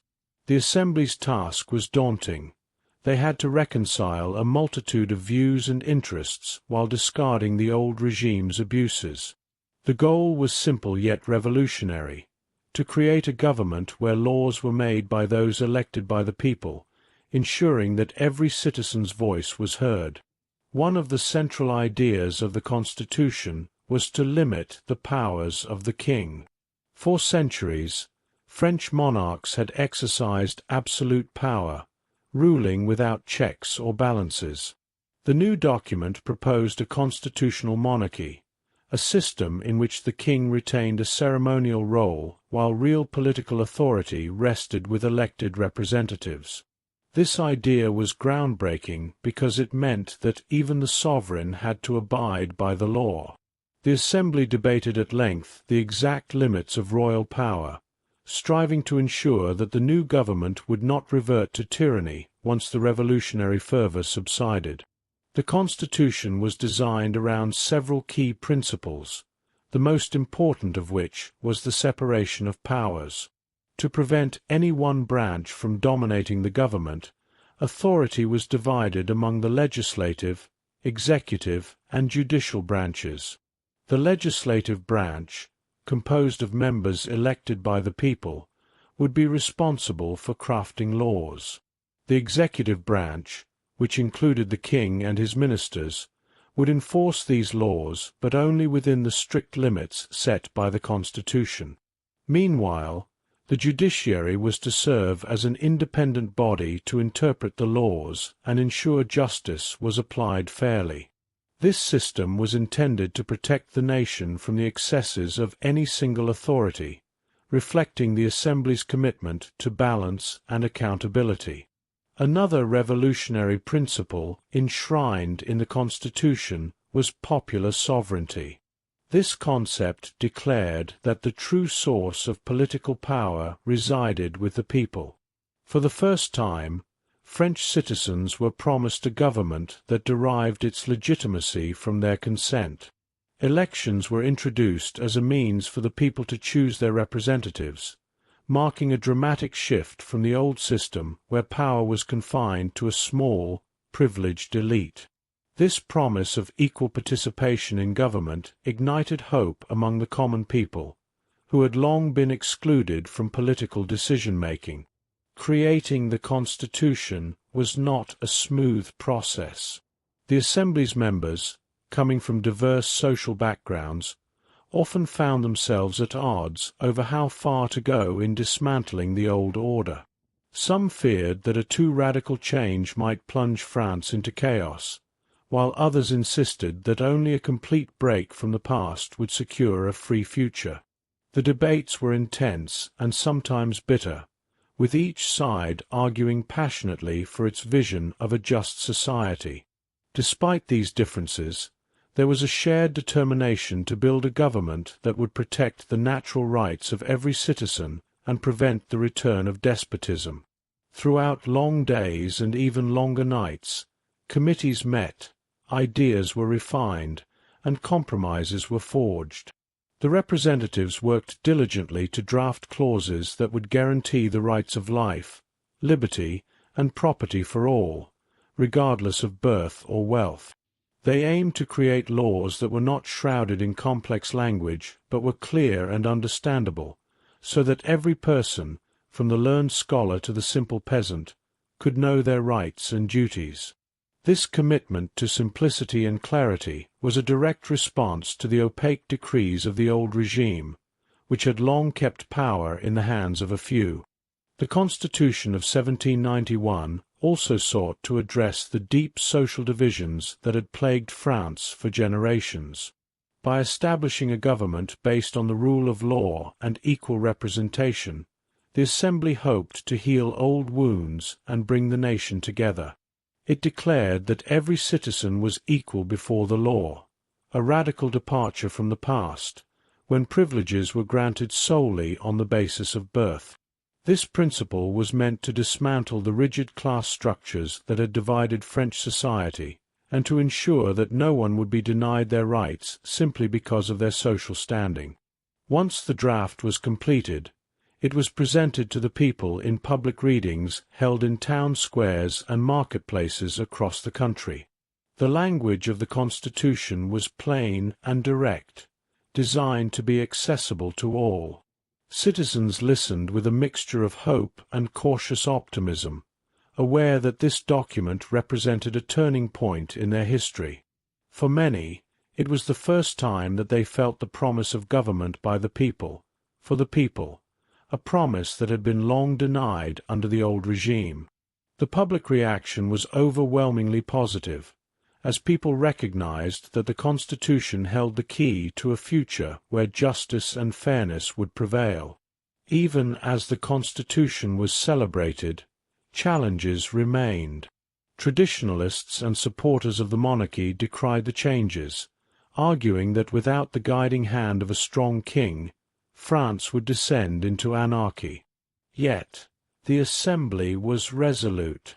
They believed that the sacrifices made during the Revolution justified the creation of a government that would truly embody the principles of the Enlightenment.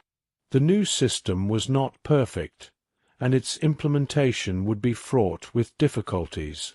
However, the hope was that by enshrining rights and limiting power through the Constitution, France would finally move toward a more stable and equitable future. The impact of the Constitution of 1791 was profound and far-reaching. It not only redefined the relationship between the state and its citizens, but also set an example for other nations around the world. The ideas of popular sovereignty, the separation of powers, and equality before the law resonated beyond France's borders, inspiring democratic movements in distant lands. The Constitution became a symbol of the universal struggle for human rights, a testament to the belief that every individual deserved a voice in government and a share in the nation's destiny. In the years that followed, the principles laid out in the Constitution continued to influence the development of French society. Although subsequent events would test the strength of the new system, the ideas enshrined in the document endured. They provided a framework for future reforms and served as a reminder of the revolutionary ideals that had set France on a new course. The legacy of the Constitution of 1791 is still felt today, as it remains one of the earliest and most significant declarations of democratic governance in modern history. The journey to chart a new government through the Constitution of 1791 was a monumental step for France. It was a clear statement that the power to govern belonged not to a select few, but to all citizens. The painstaking efforts of the National Assembly to draft a document that would protect individual rights and distribute power evenly among the people marked the beginning of a long and challenging transformation. While the road ahead was uncertain and full of obstacles, the principles established in the Constitution provided a sturdy foundation upon which future generations could build a fairer and more just society. In retrospect, the work done in 1791 stands as a powerful reminder of what can be achieved when people unite to demand their rights. The Constitution of 1791 captured the spirit of the Revolution, a spirit defined by the pursuit of liberty, the demand for equality, and the hope of creating a society where every person could contribute to the common good. The document remains a symbol of the enduring belief that governments must serve their people, and that every citizen has the right to participate in the shaping of their nation. King Louis XVI's attempted escape from Paris to Varennes marked one of the most dramatic and painful moments of the French Revolution. It was a time when hope and trust in the monarchy were already fragile. On that fateful night, the king and his family set out in secret, believing they could leave behind the chaos and uncertainty of revolution. They hoped to seek refuge in a distant province and restore order by escaping the angry crowds. Instead, their flight shattered the remaining trust between the people and their ruler, sparking feelings of betrayal that would change the course of history. In the weeks leading up to the escape, rumors had circulated in Paris about the king's dissatisfaction with the new political order. Many people believed that King Louis XVI was secretly working against the changes demanded by the National Assembly. These suspicions grew in the hearts of citizens who had already suffered under heavy taxes and a rigid system that favored the few. The king's position had become extremely weak. Although he had once been seen as a protector and a symbol of continuity, the revolutionary movement had turned many of his subjects against him. They began to question his loyalty and his commitment to the very ideas that the revolution had brought to light. The decision to flee came as a shock to many. The king, once considered the embodiment of national unity, now seemed to be abandoning his people in their hour of need. Under cover of darkness on the night of June 20, 1791, Louis XVI, his wife Marie Antoinette, and their children slipped away from the palace. They disguised themselves in plain clothes and attempted to travel unnoticed through the countryside. Their plan was to head towards the eastern border of France, where loyal royalist supporters might shelter them and help restore the old order. However, the journey was fraught with danger and uncertainty, and every mile they travelled only deepened the divide between the king and his subjects. As news of the escape spread, the reaction in Paris was one of shock and dismay. The citizens, who had already witnessed the fall of symbols like the Bastille and the rise of the National Assembly, could hardly believe that their king would choose to run away instead of facing the difficult challenges of reform. In the eyes of the people, the flight to Varennes confirmed their worst fears. It appeared that the king had abandoned the very people who had suffered under his rule. The breach of trust was complete. No longer could the king be seen as a leader who cared for the common welfare. Instead, he was now perceived as a man who was more interested in preserving his own life and privileges than in embracing the revolutionary ideals that promised liberty and equality. The journey to Varennes was not easy. The king's party travelled by carriage along dark, winding roads, always on the lookout for royalist spies and soldiers loyal to the revolutionary cause. They encountered many obstacles along the way. At several points they were forced to change their route, and in one tense moment they had to hide for hours as a patrol passed by. The constant fear of being caught added to the strain on the royal family, who were already aware that every step they took was a step away from the hope of being accepted by a nation in turmoil. Despite their efforts to remain hidden, fate intervened, and soon the royal escape became impossible to conceal. In the town of Varennes, the royal party was finally recognized by local citizens. Their arrival did not bring the sanctuary they had hoped for. Instead, it triggered a swift reaction. The news of the king's identity reached the local authorities, and soon a crowd gathered in the streets. The people, many of whom had suffered under the old system, viewed the arrival of Louis XVI and his family with bitter resentment. The king's face, once revered, was now a symbol of everything that was wrong with the monarchy. The betrayal felt by the common people was palpable, and the mood was one of anger and disappointment. For many, This was the moment when the illusion of a caring monarch was finally shattered. The arrest of the royal family in Varennes was a turning point. The king was forced to return to Paris under heavy guard. The humiliating episode left deep scars on the nation's collective memory. It was clear to everyone that if the king could not be trusted to lead his people honestly, then the foundations of the old regime were truly collapsing. The flight had exposed the vast chasm between the ruler and his subjects. Trust, once so fragile, was now completely broken. In the minds of the revolutionaries, the king's actions confirmed that he had always been an enemy of the people. The betrayal was not just personal. It was seen as an attack on the entire revolutionary cause. After the incident, the National Assembly wasted no time in taking action. The king's attempted escape was used as evidence that the monarchy was incapable of reform and that real change required the removal of the old power structures. Debates in the Assembly grew heated as members argued over the future of the nation. Some believed that the king should be put on trial for treason, while others argued for his exile or even execution. The discussions were filled with emotions, as citizens who had once looked up to the king now demanded that he be held accountable for his actions. The sentiment was clear. Trust had been shattered, and the king's fate was now a symbol of the irreversible changes that were sweeping through France.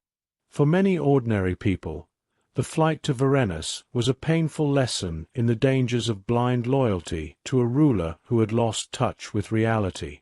It was a moment that underscored the importance of the new ideas of the revolution, ideas that placed the rights and the voice of the people above the privilege of birth. The king's failure to recognize the needs and hopes of his subjects had sealed his fate, and the revolutionaries took this opportunity to push further for the complete overhaul of the government. The episode was used to rally the people and to justify the increasingly radical steps taken by the National Assembly. It became a rallying cry for those who sought to build a nation based on equality, justice, and the rule of law. In the aftermath of the flight, the atmosphere in Paris was sombre yet resolute. The people, though hurt by the betrayal, resolved to take control of their own destiny. The National Assembly began to draft new laws and reforms that would ensure that no future leader could ever again escape the responsibilities of governance. The incident at Varennes reinforced the belief that power must always be subject to the will of the people. The revolutionary leaders argued that true authority could only come from a government that was built on consent and accountability. The old order, with its secretive maneuvers and hidden agendas, was now being replaced by a system that demanded openness and participation from all citizens. The impact of the king's flight was felt not only in Paris but across the entire nation.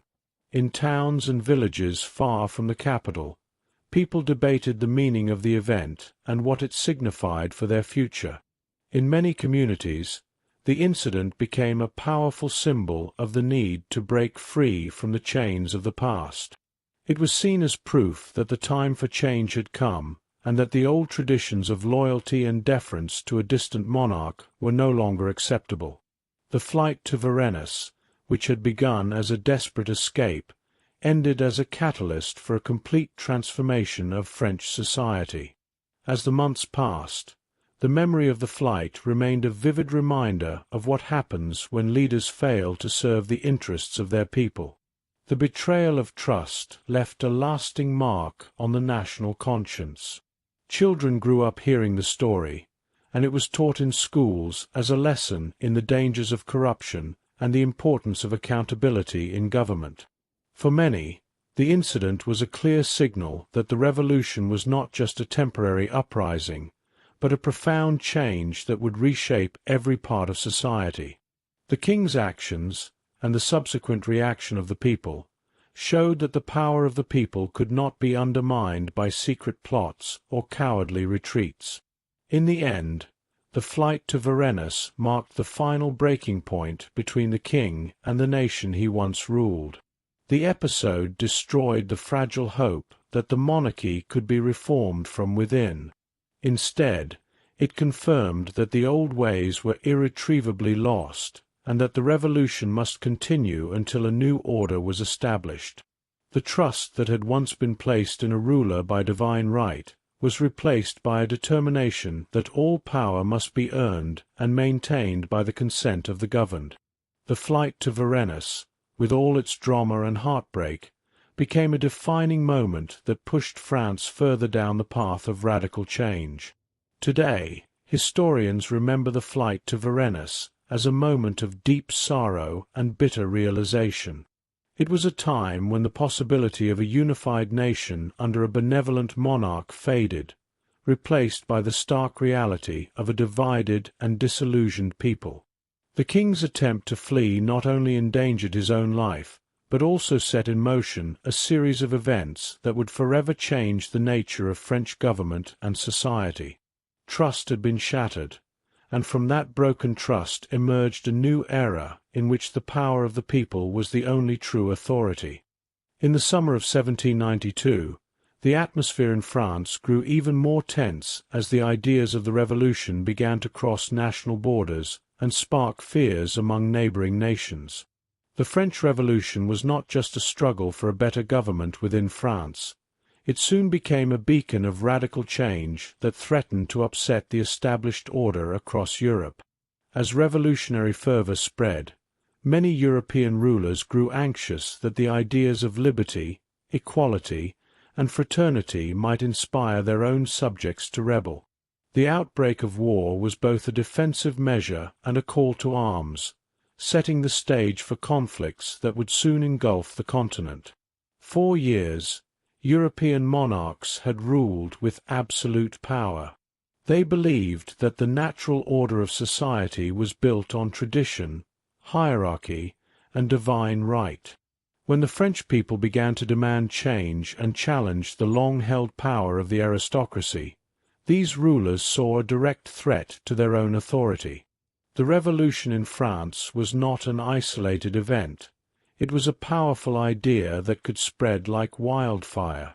Rumors of the revolution and its radical changes had already reached the courts of Austria, Prussia, and other European nations. The ruling families feared that if the French example took hold, it could lead to uprisings in their own lands.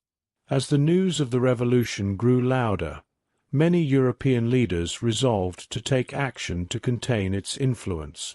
In April 1792, the French government, now controlled by the revolutionaries, declared war on Austria. The decision came after years of tension and increasing hostility between France and its neighbors.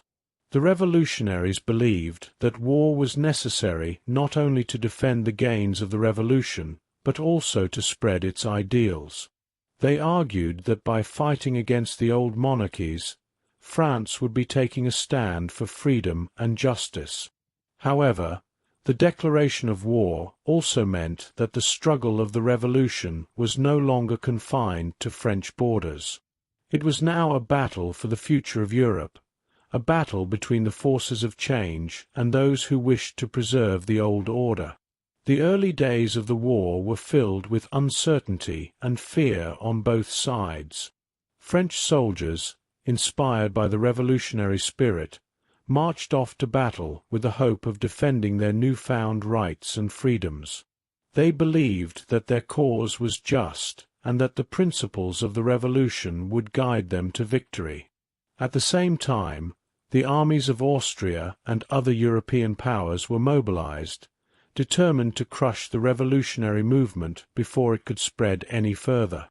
These foreign armies saw themselves as defenders of tradition, duty-bound to stop what they viewed as dangerous and destabilizing ideas. In towns and on battlefields, the conflict quickly took on the character of a struggle between old and new. As war broke out, the French people rallied behind their armies.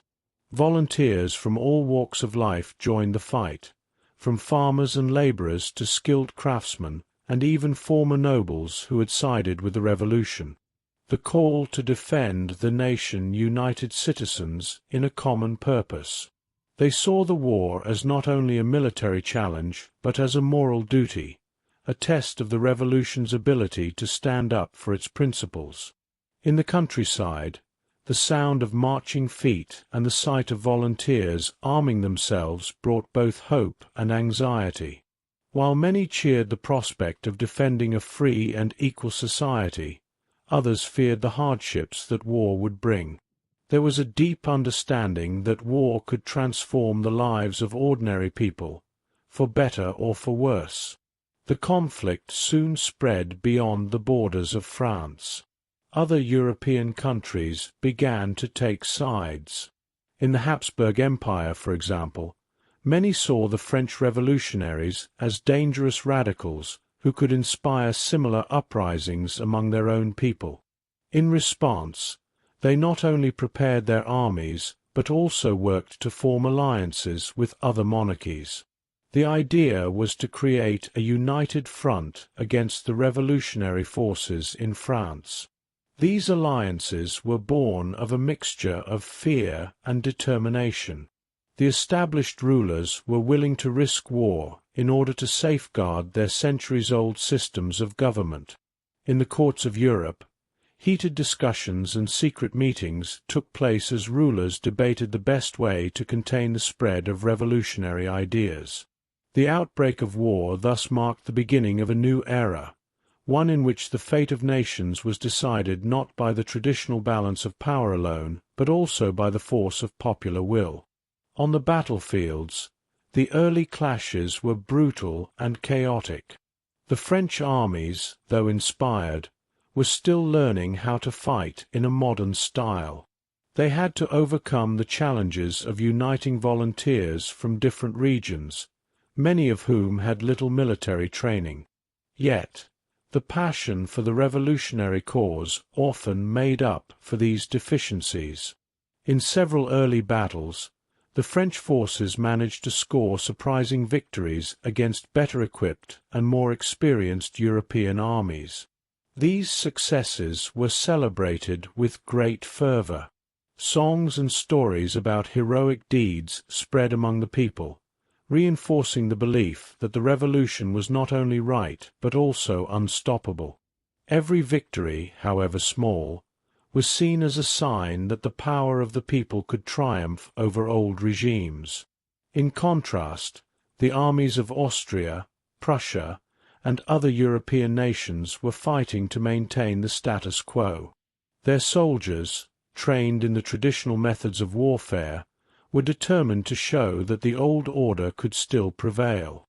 For them, the war was not just a military conflict, but a battle for the very soul of Europe. They believed that if the revolutionary ideas were allowed to spread unchecked, the entire continent would fall into chaos. For these armies, every battle was a struggle to defend a way of life that had been handed down through generations. The clash between the French and the coalition forces quickly became one of the defining contests of the era, with each side determined to prove that its vision of society was the one that should shape the future. As the war continued, the lines between political and military struggles blurred. The battlefield became a stage for the clash of ideas as much as for the clash of arms. The French revolutionary government used every victory to spread its message. Propaganda was printed and distributed widely, depicting the war as a fight for liberty against tyranny. These images and words found their way into every corner of France, from the bustling cities to the quiet rural villages. The people saw in the war a chance to rid themselves not only of a distant monarchy, but also of centuries of oppression. At the same time, news from the front lines reached other parts of Europe, where it stirred debates about the merits of the revolutionary cause. In some places, common folk began to whisper that perhaps it was time to challenge their own rulers. In others, Fear took hold as the idea of change seemed both exciting and terrifying. Despite the hope and energy on the French side, the outbreak of war brought many hardships.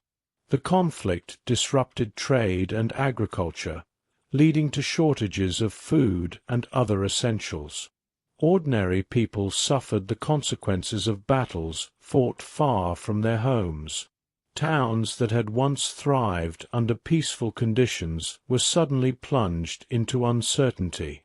Families were torn apart by conscription, and the struggle to defend the revolution came at a high cost.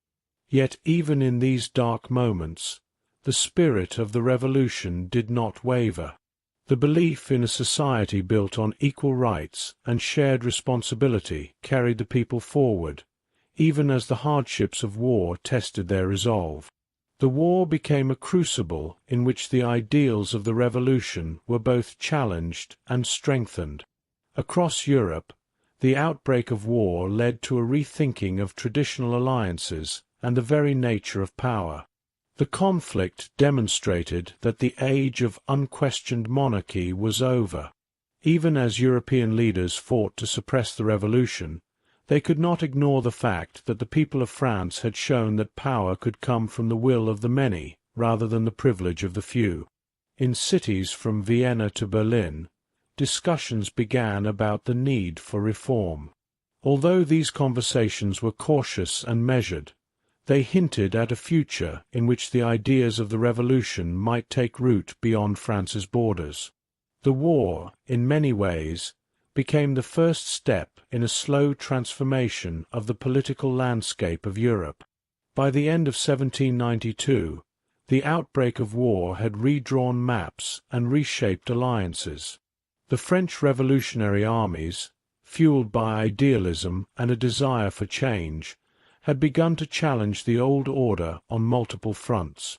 The impact of the conflict was profound, affecting not only soldiers and generals, but also the everyday lives of millions. People realized that the struggle for freedom was not a distant dream, but a harsh reality that required sacrifice and perseverance. The war had turned the revolution into a force that reached far beyond French borders, setting in motion events that would eventually transform the entire continent. The outbreak of war, which had begun as a reaction to the ideas of the revolution, quickly became a catalyst for change throughout Europe. It exposed the weaknesses of the old regimes and paved the way for the rise of new forms of government, where power was shared more broadly and the rights of citizens were respected. As the conflict wore on, the ideals of liberty, equality, and fraternity that had inspired the French Revolution began to influence political thought in other nations. In this way, the war was not only a battle fought with arms, but also a struggle for the hearts and minds of people across the continent. In the midst of the fighting and uncertainty, both the French and their enemies learned hard lessons about the cost of change. The outbreak of war showed that while the promise of a new society was powerful, the path to achieving it was fraught with danger and sacrifice. Yet, despite the challenges and losses, the revolutionary spirit endured. It spread slowly from one country to another, planting seeds of change that would eventually lead to the modern era. The battles fought on the fields of Europe became symbols of a broader struggle, a fight to replace old hierarchies with new ideas based on fairness and human dignity. Today, the outbreak of war during the French Revolution is remembered as a turning point in European history. It was a time when the clash between old and new was most vivid, when the struggle for political power took on a universal dimension. The war not only defined an era, but also laid the groundwork for the modern concepts of citizenship and national identity. Through the fire of battle, the revolutionaries showed that a nation could be built on the strength of its people's determination to live free and equal lives.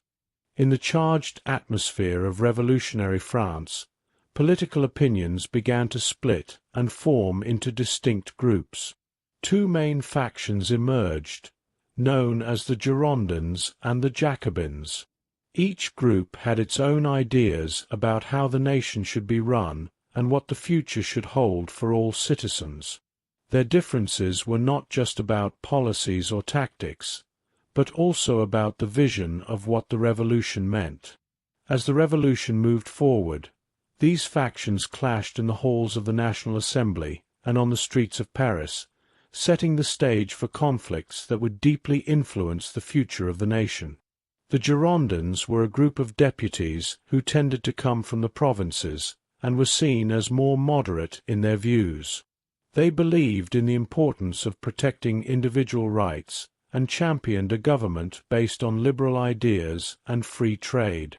They argued for a decentralized form of government where local communities had a say in how they were run. Their vision of France was one where the ideals of the revolution could coexist with a stable society that did not completely break with the traditions of the past. The Girondins were confident that reason and dialogue could resolve the problems of the nation without resorting to extreme measures. In contrast, the Jacobins were mostly based in Paris and were known for their radical views. They believed that the revolution must be pursued with energy, and that only a thorough, sometimes forceful, transformation of society could secure true liberty and equality.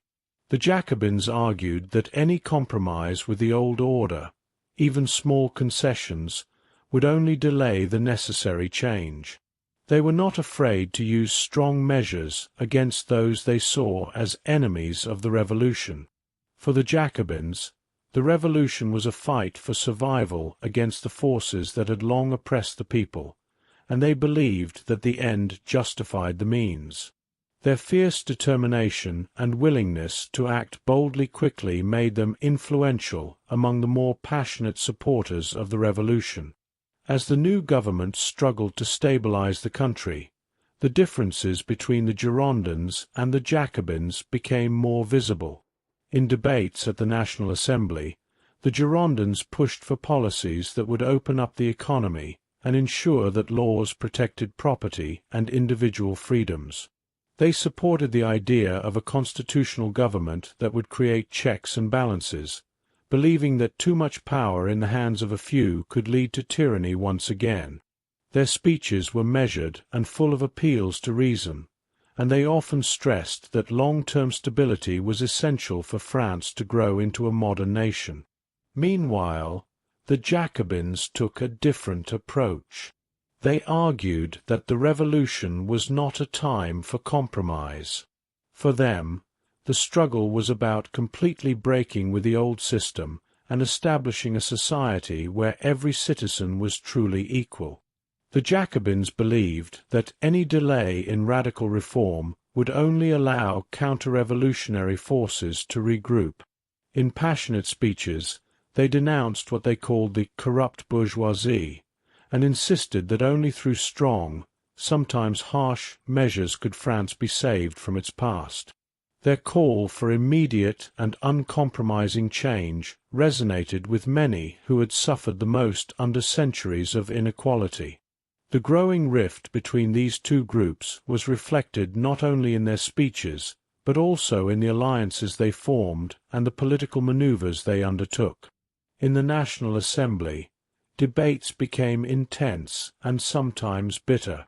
The Girondins tried to build a coalition with those who believed that moderate reforms were the best path forward. They envisioned a France where the revolution would gradually bring improvements, and where the rule of law would protect the rights of all citizens. They feared that the radical path favored by the Jacobins could lead to unnecessary violence and chaos, harming the very cause they wished to support. On the other side, the Jacobins built their strength among the urban working classes and the more radical members of the revolutionary government. They established clubs and societies where their ideas were discussed and spread. The most famous of these groups was the Jacobin Club, which became a center for organizing, debating, and directing revolutionary activity. In these meetings, The Jacobins talked about the need to defend the revolution from internal and external enemies. They called for the establishment of committees to keep watch over public behavior and to root out any signs of counter-revolution. Their actions, though sometimes harsh, were driven by the belief that only a vigilant and proactive government could secure the freedoms they sought.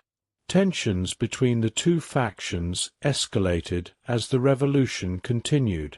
The Girondins, who were seen as less willing to sacrifice individual freedoms for the sake of radical change, began to lose ground as more and more people sided with the Jacobins.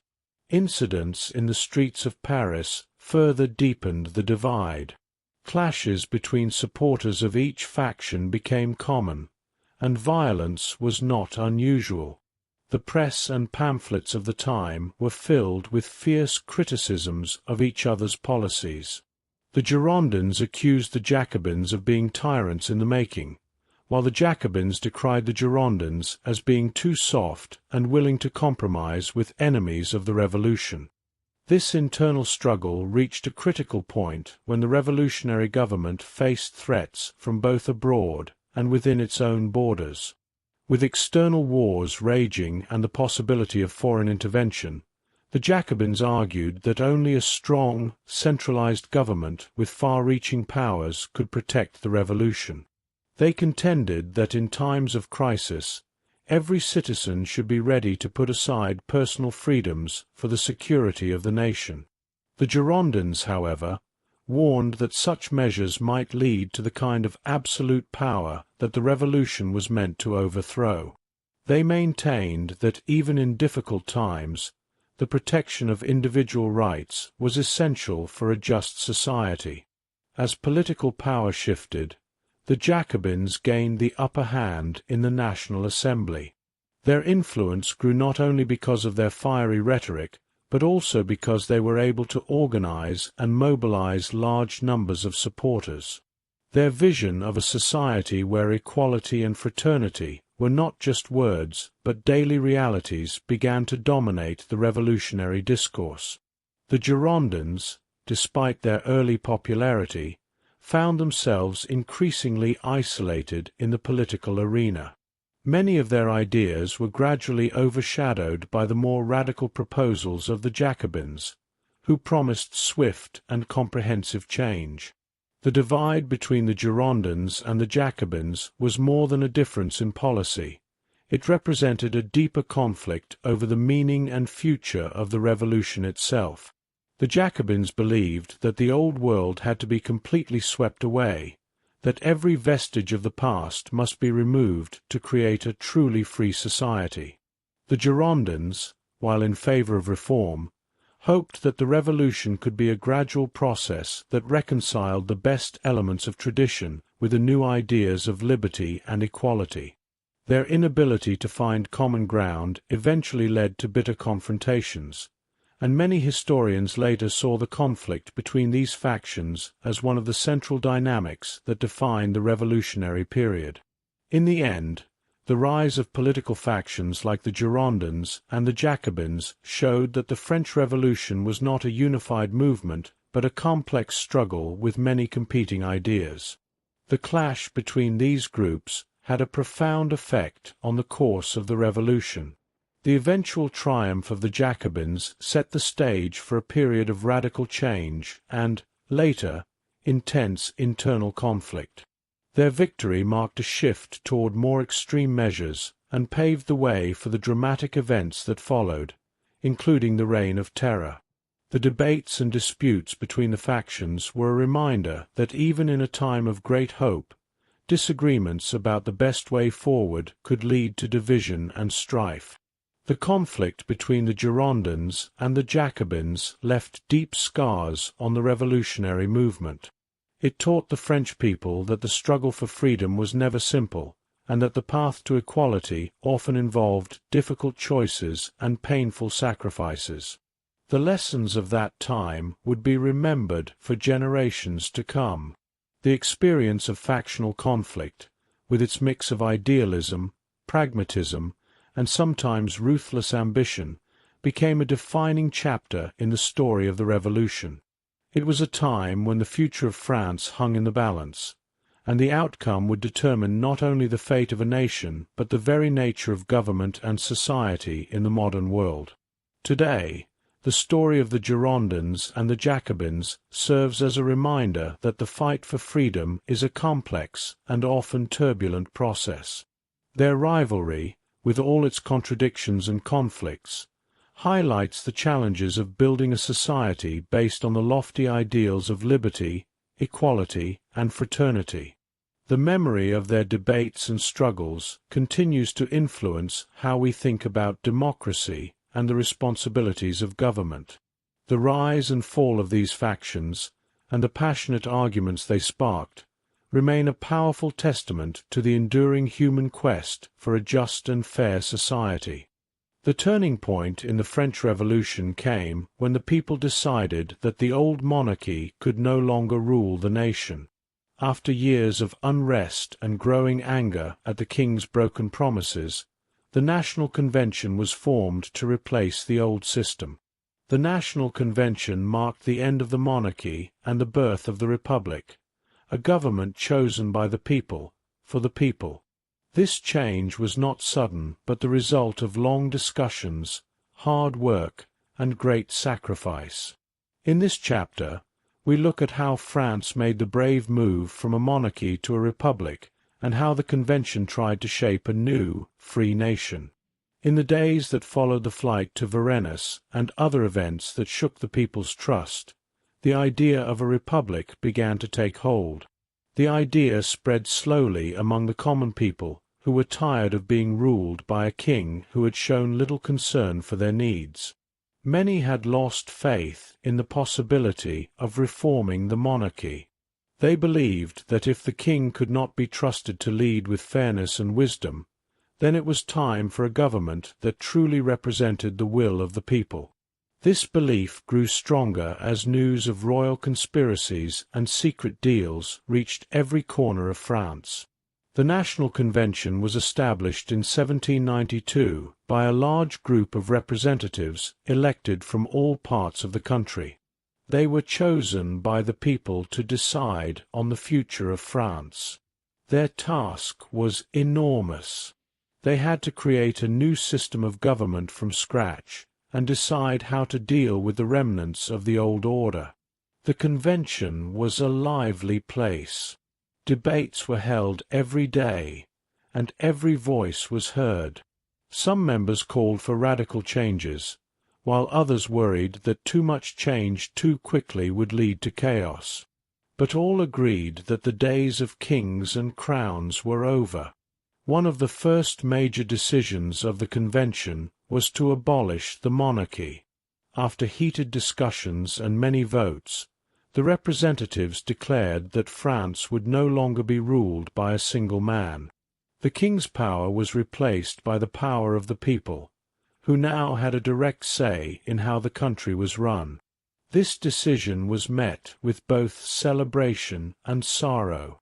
Many people rejoiced, feeling that the long years of royal oppression had finally ended. Others, however, felt a deep sadness, as the king had been a part of France's long history. Nevertheless, the need for change was undeniable. The voices of millions of ordinary citizens, who had suffered under the old regime, demanded a new start. The convention also faced the daunting challenge of organizing a government that would be fair and just for all. Members worked hard to draft laws and create committees that would oversee different aspects of government. They debated matters like voting rights, the structure of the legislature, and the role of local governments. In simple language, they wrote down rules that every citizen could understand. They wanted to build a system where laws were not written by a few powerful people, but by representatives who were chosen by the people. This idea of popular sovereignty, where the people are the true source of power, became a cornerstone of the new republic. The debates in the convention were passionate. Some members argued that the Republic should have strong central power to defend against enemies both within and outside France. They believed that only a strong government could maintain order during such turbulent times. Others argued that too much central power might lead to a new form of tyranny. They insisted that local communities should have more control over their own affairs. Although these debates sometimes grew fierce, they were an important part of the process. They helped shape a new system that tried to balance the need for unity with the desire for freedom. Every idea was carefully considered, and every vote brought the nation one step closer to a government that belonged to all its people. At the same time, France faced threats on many fronts. On the international stage, other European countries watched the revolution with alarm. They feared that the ideas of liberty and equality might inspire similar uprisings in their own lands. As a result, France soon found itself at war with neighboring countries who wanted to stop the spread of revolutionary ideals. The convention had to deal with these external threats while also managing the internal challenges of creating a new government. Many members of the convention believed that the survival of the Republic depended on unity. They called on the people to set aside old differences and work together to defend the nation. This call for unity was echoed in the speeches of many leaders, who reminded everyone that the Republic was not just a government but a symbol of hope for a better future. The transition from monarchy to republic was not without pain. The end of the old regime meant that many people had to let go of long-held traditions and accept a completely new way of life. Families who had once served the crown were left uncertain about their place in the new order. The wealthy and the noble, who had enjoyed privileges for centuries, suddenly found themselves stripped of their power. For the common people, however, the change was a welcome one.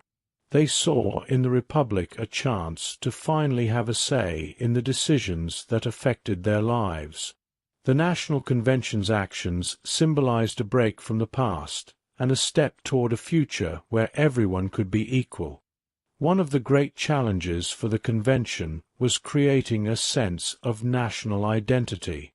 For so long, French society had been divided by class and privilege. The Convention sought to bring all citizens together under the common values of liberty, equality, and fraternity.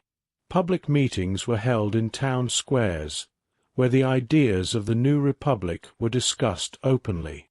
These gatherings helped build a new sense of community. People from different regions, backgrounds, and social classes began to see themselves as part of one nation. The Republican ideals offered a promise that the future would be one where everyone's voice mattered. The Convention also had to address the matter of justice. In a country where many had suffered under arbitrary rules, it was important to establish laws that protected everyone fairly. The new republic set up courts and legal systems that were meant to be impartial and accessible to all. This was a major change from the old days when justice was often a privilege of the rich. The leaders of the Convention believed that real freedom could only be achieved when every person, regardless of their background, was treated equally under the law. They worked hard to draft a legal framework that embodied these principles, hoping that it would provide security and fairness for generations to come. Despite the many difficulties, the establishment of the Republic was a source of great hope. The people of France, tired of oppression and injustice, began to see a future that belonged to them. The National Convention was a symbol of this change, a living, breathing example of a government that arose from the will of the people. Every law passed, every debate held, and every decision made in the Convention was a step toward a society where freedom was not just an ideal but a reality. The sense of pride among those who had fought for the Republic was immense. They believed that they were not only changing the face of France, but also setting an example for the whole world. The journey from monarchy to republic was long and filled with many struggles. The members of the National Convention worked tirelessly, often in the face of danger, to build a new system of government. They knew that the road ahead would be difficult, but they were driven by the belief that a better society was possible. Their work was not always popular. There were times when their decisions led to disagreements and even violence. Yet, through it all, they never lost sight of their goal, a nation where every citizen was equal and free. In the end, the establishment of the Republic marked the final break with the past. The National Convention had accomplished something that many thought impossible. It had taken a country ruled by a king and turned it into a nation governed by its people. The Republic stood as a powerful reminder that change was possible, even in the darkest of times. It was a testament to the strength, courage, and determination of those who believed in a new way of living. The legacy of the National Convention would live on in the hearts of the French people, inspiring future generations to fight for justice and equality. The story of the transition from monarchy to republic is a story of hope, sacrifice, and the enduring power of the human spirit. It is a story that shows how, when united by a common purpose, ordinary people can bring about extraordinary change. The National Convention was more than just a meeting of representatives. It was the birth of a new nation, one that was built on the simple yet powerful ideas that every person deserves to be free and equal. As the Republic took shape, it carried with it the promise of a future where the mistakes of the past would be replaced by the promise of a better tomorrow. The fate of King Louis XVI became one of the most shocking and important events of the French Revolution. For many years, the king had been a symbol of the old system, a system that had kept power in the hands of a few and made life very hard for most people. As the revolution grew stronger, the king's actions and decisions came under severe criticism. People lost trust in him. His failure to support the new ideas of liberty and equality made him seem unworthy of leading a country that was trying to change. In the end, the decision was made to put the king on trial. The trial and subsequent execution of Louis XVI marked the final break with the past and the complete rejection of the old regime. It was a moment that many saw as both necessary and tragic. The trial of Louis XVI began in a time of great passion and uncertainty. In a country filled with anger and hope for a better future, many believed that the king's fate would determine the future course of France. The trial was held in the National Convention, where representatives from all over the country gathered to decide on the future of the nation. The charges against Louis XVI were serious. He was accused of betraying the nation by working against the interests of the people. Many felt that his actions had led to suffering, and that his very presence was a threat to the new order. The atmosphere in the assembly was tense. Every word spoken carried the weight of the nation's hopes and fears. The people wanted to see justice done, and for many, this meant that the king could no longer remain free.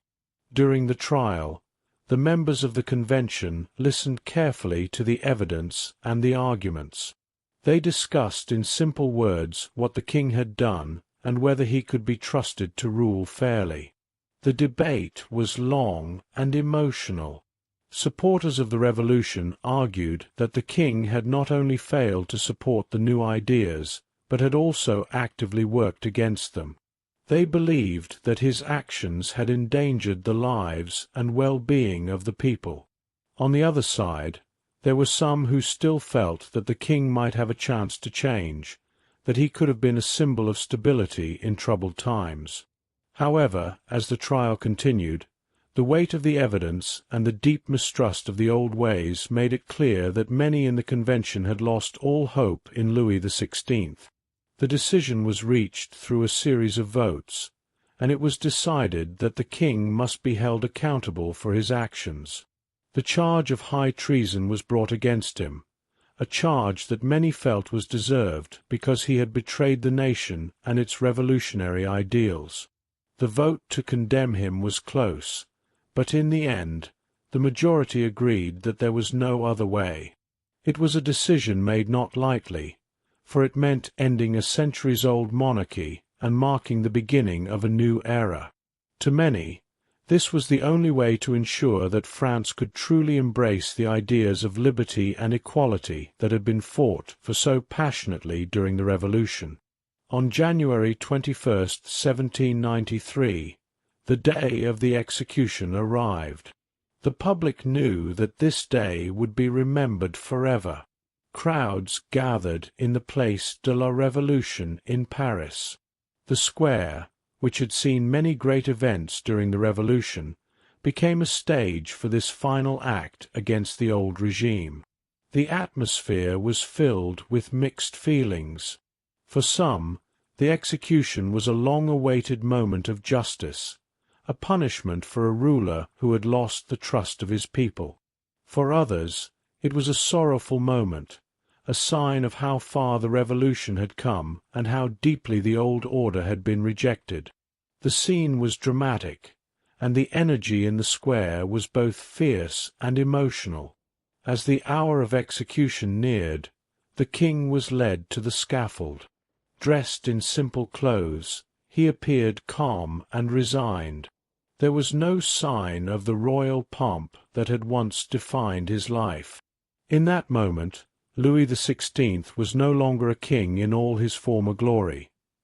He was simply a man who had been held responsible for the suffering and hardships of his country. The people watching knew that this was not just the end of one man's life, but the end of an entire era. The decision to execute him was seen as a necessary step to break free from the chains of the past and to build a future based on the rights of every citizen. The execution was carried out with a solemn dignity. The blade of the guillotine fell swiftly, and in that instant the old order was decisively ended. For many onlookers, the moment was filled with a sense of catharsis. It was as if the weight of centuries of injustice was finally being lifted. Yet, the act also brought deep sadness. The loss of a life, even one that was seen as a symbol of oppression, was never without pain. The execution of Louis XVI was a powerful message. The days when kings ruled by birth and privilege were over, and a new era of self-governance and equality was beginning. After the execution, the impact on the nation was immediate. The act confirmed that the revolution was truly in control, and that the old ways had been completely discarded. In the days and weeks that followed, there was a mix of relief, hope, and fear among the people. The execution had removed a symbol of the past, but it also set a precedent for how the revolution would deal with those who were seen as enemies of the new order. It sent a clear message that accountability was essential, and that no one, not even a king, was above the law. For the revolutionaries, the execution of Louis XVI was both a victory and a heavy burden. They had achieved a long-sought goal, ending the monarchy, but the cost was great. The nation was still deeply divided, and many feared that the removal of the king might lead to further bloodshed and chaos. In the months that followed, debates continued about the future of France and how best to build a society that truly honored the ideals of liberty, equality, and fraternity. The execution was a turning point, marking the end of one chapter and the beginning of another. A republic would now be built on the promise of the people, free from the corruption and abuse of the past. The execution of Louis XVI became a defining moment in the history of the French Revolution. It symbolized the complete break with the old order and the birth of a new society where every citizen was meant to have an equal voice. While the act itself was harsh and sorrowful, it also paved the way for the development of ideas that would later influence not only France but many other nations around the world. The promise of a government based on the rights of the people, rather than on the divine right of kings, began to take shape in the minds and hearts of those who had witnessed this momentous event. In schools, in public speeches, and in the writings of future generations, the execution of Louis XVI was remembered as a lesson in the price of freedom. It was a reminder that the road to a just society is often long and filled with difficult decisions. The fall of the king showed that power must be earned and maintained through the consent of the governed, and that the people have the right to hold their leaders accountable. For many, the execution was a necessary step in the long struggle for equality and human rights, a step that, despite its pain, opened the door to the possibility of a new and better future. Today, the memory of that fateful day in January 1793 continues to remind us of the transformative power of the people's will. The execution of Louis XVI is seen as a symbol of the end of an era of inherited privilege and the beginning of a time when every individual could hope to be free. It is a reminder that real change often comes at a great cost, and that the struggle for justice is never easy. Yet, it also stands as an enduring testament to the strength and determination of those who believed that a better world was possible, a world where every citizen could share in the promise of liberty and equality. In the wake of the dramatic events that led to the execution of King Louis XVI, France entered a new and fearful phase of its revolution. This period became known as the Reign of Terror, a time when the revolutionary government took harsh measures against anyone it believed to be an enemy of the people. The new government, determined to protect the revolution from counter-revolutionaries and traitors, used strict laws and severe punishments. Many people were arrested and executed in quick succession, and the fear of being accused of treason spread throughout the nation. This chapter tells the story of how the Reign of Terror began and the impact it had on the lives of ordinary French citizens. After the fall of the monarchy, the revolutionaries faced many challenges. The country was divided, and threats from both inside and outside France grew stronger every day. Many believed that the revolution was in danger of being undone by those who still supported the old ways. The leaders of the revolution were convinced that to save the new republic, they must take strong action against anyone suspected of disloyalty. This belief gave rise to a new wave of strict laws and harsh measures. It was not long before the government created special committees that had the power to arrest and try people without much proof. These committees worked quickly and without mercy, and soon the fear of being accused of being against the revolution became a constant worry for many citizens.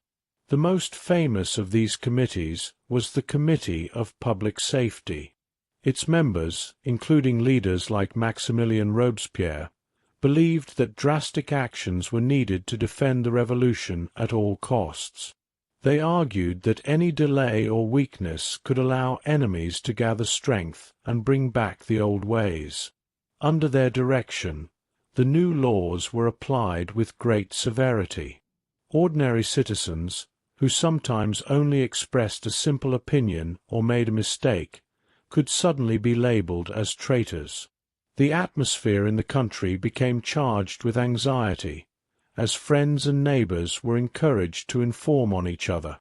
This culture of suspicion spread quickly, and trust among people began to break down. For many, the Reign of Terror meant living in constant fear. Every day, citizens wondered if a knock on the door would bring news that someone they knew had been arrested, or worse, that they themselves would be taken away by the authorities. People listened carefully to conversations in the streets, fearful that even a passing comment could be used against them. The idea that anyone could be an enemy of the revolution made life very uncertain and dangerous. In small towns and in busy city streets alike, the echo of the guillotine was a reminder that no one was safe. The guillotine, with its swift and final justice, became the symbol of the terror, as it was used to execute those deemed to be enemies of the people. During this time, the revolutionary government claimed that every act of repression was necessary to protect the new republic. They argued that the extreme measures were temporary, and that they were only meant to secure the revolution and ensure its success. However, as the executions multiplied, many began to see that the terror was growing far beyond what anyone had imagined. The government's determination to root out traitors soon led to an atmosphere where even a minor disagreement could result in harsh punishment. People learned to keep their thoughts and words guarded, and the vibrant debates that once marked the early days of the revolution were replaced by silence and fear. The impact of the terror was felt in every part of society. Families were torn apart when one member was arrested, and communities that had once worked together in hope began to live in mistrust. A sense of hopelessness spread among those who had once believed in the promise of the revolution. The cost of the extreme measures was not only the loss of life, but also the erosion of the very principles that the revolution had claimed to uphold: liberty, equality, and fraternity. Instead of bringing freedom and justice to all, the reign of terror left a legacy of pain and sorrow. Friends turned against friends, and the once vibrant spirit of the revolution was dimmed by fear. The pressure to conform and the constant fear of being denounced led many people to hide their true feelings. The government's control over speech and the press grew stronger, and free expression was replaced by a climate of silence and cautious self-censorship. Even the simplest act of writing a letter or speaking in a public place became dangerous if it could be interpreted as dissent. In this oppressive atmosphere, the ideals of the revolution were put to the test. While some continued to support the government's efforts to defend the republic, others began to question whether the ends truly justified the means. The very measures that were taken to save the revolution seemed to betray its original promise of freedom and justice for all. The intense period of terror also had a profound impact on the leaders of the revolution. Figures like Robespierre, who had once been celebrated as champions of the people, found themselves caught in a web of their own making. The pressure to maintain control and the constant threat of counter-revolution created an environment where even the most dedicated revolutionaries could become ruthless. Their decisions, made in the name of protecting the republic, often resulted in great suffering for innocent people. Over time, the public began to wonder if the harsh methods of the terror were worth the price. Some believed that the revolution had lost its way, as the extreme measures began to contradict the very principles it was meant to uphold. For the common people, the reign of terror changed everyday life in ways that were both visible and heartbreaking. The streets, once filled with the hopeful chatter of citizens discussing the new ideas of liberty and equality, now carried whispers of fear and caution. Markets and public spaces, which had been centers of lively exchange, became places where people hurried along with lowered voices, always looking over their shoulders. The constant threat of arrest and the harsh punishments that followed had a chilling effect on society. Even celebrations and public gatherings were held with an undercurrent of dread, as no one knew who might be taken away next. Despite the terror, some brave individuals continued to speak out and stand by their beliefs. There were those who, even in the face of danger, risked their lives to defend the true spirit of the revolution. They remembered the early promises of change and worked quietly to keep alive the hope that a better, freer society could emerge from the chaos. These voices of reason and courage became beacons in a dark time, reminding many that the struggle for justice was not lost. They encouraged others to think carefully about the cost of extreme measures, and to remember the original ideals that had ignited the revolution. As the reign of terror wore on, its impact began to spread beyond the borders of France. Other nations watched in horror as one of the most celebrated movements for freedom became mired in fear and bloodshed. The spread of terror in France served as a cautionary tale about the dangers of letting fear override reason and compassion. It challenged supporters of revolution to consider whether the sacrifices made in the name of security were truly worth the loss of the very values they fought for. In the years that followed, many looked back on this time with a mixture of sorrow and regret, recognizing that the quest for freedom had taken a toll on both the nation and its people. In the end, the Reign of Terror stands as one of the most difficult and controversial chapters of the French Revolution. It was a time when the desire to protect a fragile republic led to extreme actions that hurt many innocent lives. While some argue that these measures were necessary to defend the revolution, others see them as a dark stain on a movement that once promised hope and renewal. The memory of the terror is a reminder that the pursuit of justice can sometimes lead to tragic consequences if it is not tempered by mercy and reason. Today, the lessons of the Reign of Terror continue to be remembered and debated.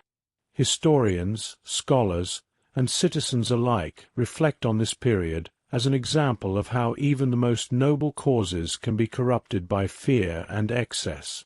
The challenge remains to honor the ideals of liberty and equality without sacrificing the humanity and compassion that are essential to a just society.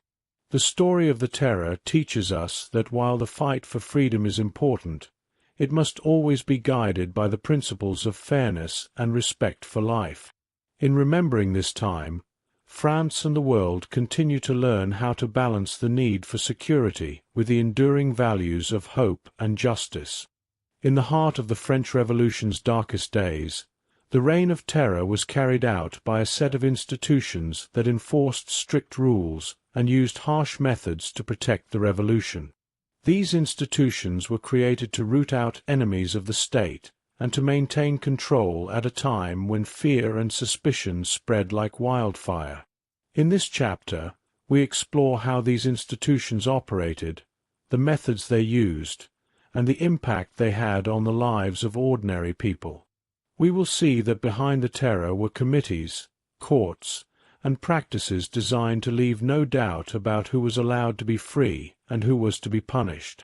The Committee of Public Safety became the most powerful force during this period. Formed by the National Convention, the committee was given the authority to take measures against anyone suspected of disloyalty. Its members, including leaders like Maximilien Robespierre, believed that strong action was needed to save the revolution from internal and external enemies. They argued that any delay could allow traitors to regroup and restore the old ways. Under the committee's direction, new laws were enacted and quickly enforced. These laws did not always follow the usual legal processes. Instead, they were made in the name of national security and were applied with swift judgment. One of the primary methods used by the Committee of Public Safety was the use of revolutionary tribunals. These special courts were set up to try suspects who were believed to have acted against the revolution. The tribunals were known for their speed and severity. Unlike regular courts, where a lengthy investigation might take place, the revolutionary tribunals worked quickly and often handed down harsh sentences. Many trials ended with a verdict of guilt and immediate execution, usually by guillotine. The process was designed to be a warning to others. The tribunals did not require solid evidence or a fair trial as we understand it today. The mere suspicion of disloyalty could be enough to seal a person's fate. Another common method of enforcement was the use of denunciations. Ordinary citizens were encouraged to report any suspicious behavior or words. Neighbors and even family members were often urged to inform on each other if they believed someone was not truly committed to the revolutionary cause. This created a climate of fear where silence was the safest option. The idea was simple. If everyone watched over one another, any sign of treason would be quickly discovered. However, this practice also led to many innocent people being caught in a web of suspicion and mistrust. Friendships were shattered, and communities became divided as people lived in constant worry that a casual remark or misunderstanding might lead to arrest. The methods of punishment during the Terror were brutal and public. The guillotine became the symbol of swift justice. It was believed that by making executions public, the government could show that no one was above the law. Crowds would gather in town squares, and the sight of a person being executed served as a stark reminder of the revolution's power. Public executions were intended to deter any potential enemies of the state, and they left a lasting mark on the collective memory of the nation. For many, the regular use of the guillotine was both terrifying and disheartening, as it revealed how quickly a person could fall from grace and become a victim of the state. The revolutionary government also introduced strict measures to control the flow of information. Newspapers and pamphlets were censored, and any material that was seen as counter-revolutionary was banned. The idea behind these measures was to ensure that only the approved messages reached the public. By controlling the news, the government hoped to maintain a unified front and prevent any dissent from growing. However, this control over information also meant that the truth was often lost in a sea of propaganda. The government's official messages emphasized the need for security and the justification for harsh measures, while any opposing views were quickly silenced. In addition to formal institutions, the revolutionary government set up local committees to enforce the terror on a smaller scale. These committees were found in towns and villages throughout France. They acted as the local arm of the central government, investigating rumors, arresting suspected enemies, and sometimes organizing local trials. The committees operated with little oversight, and their actions varied from place to place. In some areas, they were known for extreme measures that went far beyond what was ordered by the central authorities. In other areas, they acted more moderately, but the overall effect was the same, a growing sense of fear and uncertainty among the people. No one knew when a local committee might decide that they were under suspicion. The methods used during the Terror were justified by revolutionary leaders as necessary steps to protect the new republic. They argued that the survival of the revolution depended on a clean sweep of all elements that could lead to its downfall. In their view, the harsh actions were temporary and essential for securing the gains of the revolution. Leaders like Robespierre maintained that terror was a tool to purify the state, and that it was the price of freedom. Yet, even as they argued for these measures, many began to wonder if the cost was too high. The methods of repression, though effective in the short term, left deep scars on the nation and called into question the very ideals of liberty and equality that the revolution claimed to champion. The impact on ordinary people was profound and lasting. Families lived in constant fear that any misstep could lead to arrest and execution. In the workplaces, on the streets, and even in the privacy of homes, the suspicion that anyone could be an enemy made everyday life a challenge. Some people became isolated, withdrawing from community events and avoiding conversations that might be misinterpreted. Others turned to silence, choosing not to share their opinions or even their personal troubles for fear that someone might report them. The result was a society where trust was replaced by caution, and community bonds were weakened by the constant threat of denunciation. Many who experienced the Terror later remembered it as a time when the ideals of the revolution were distorted by fear.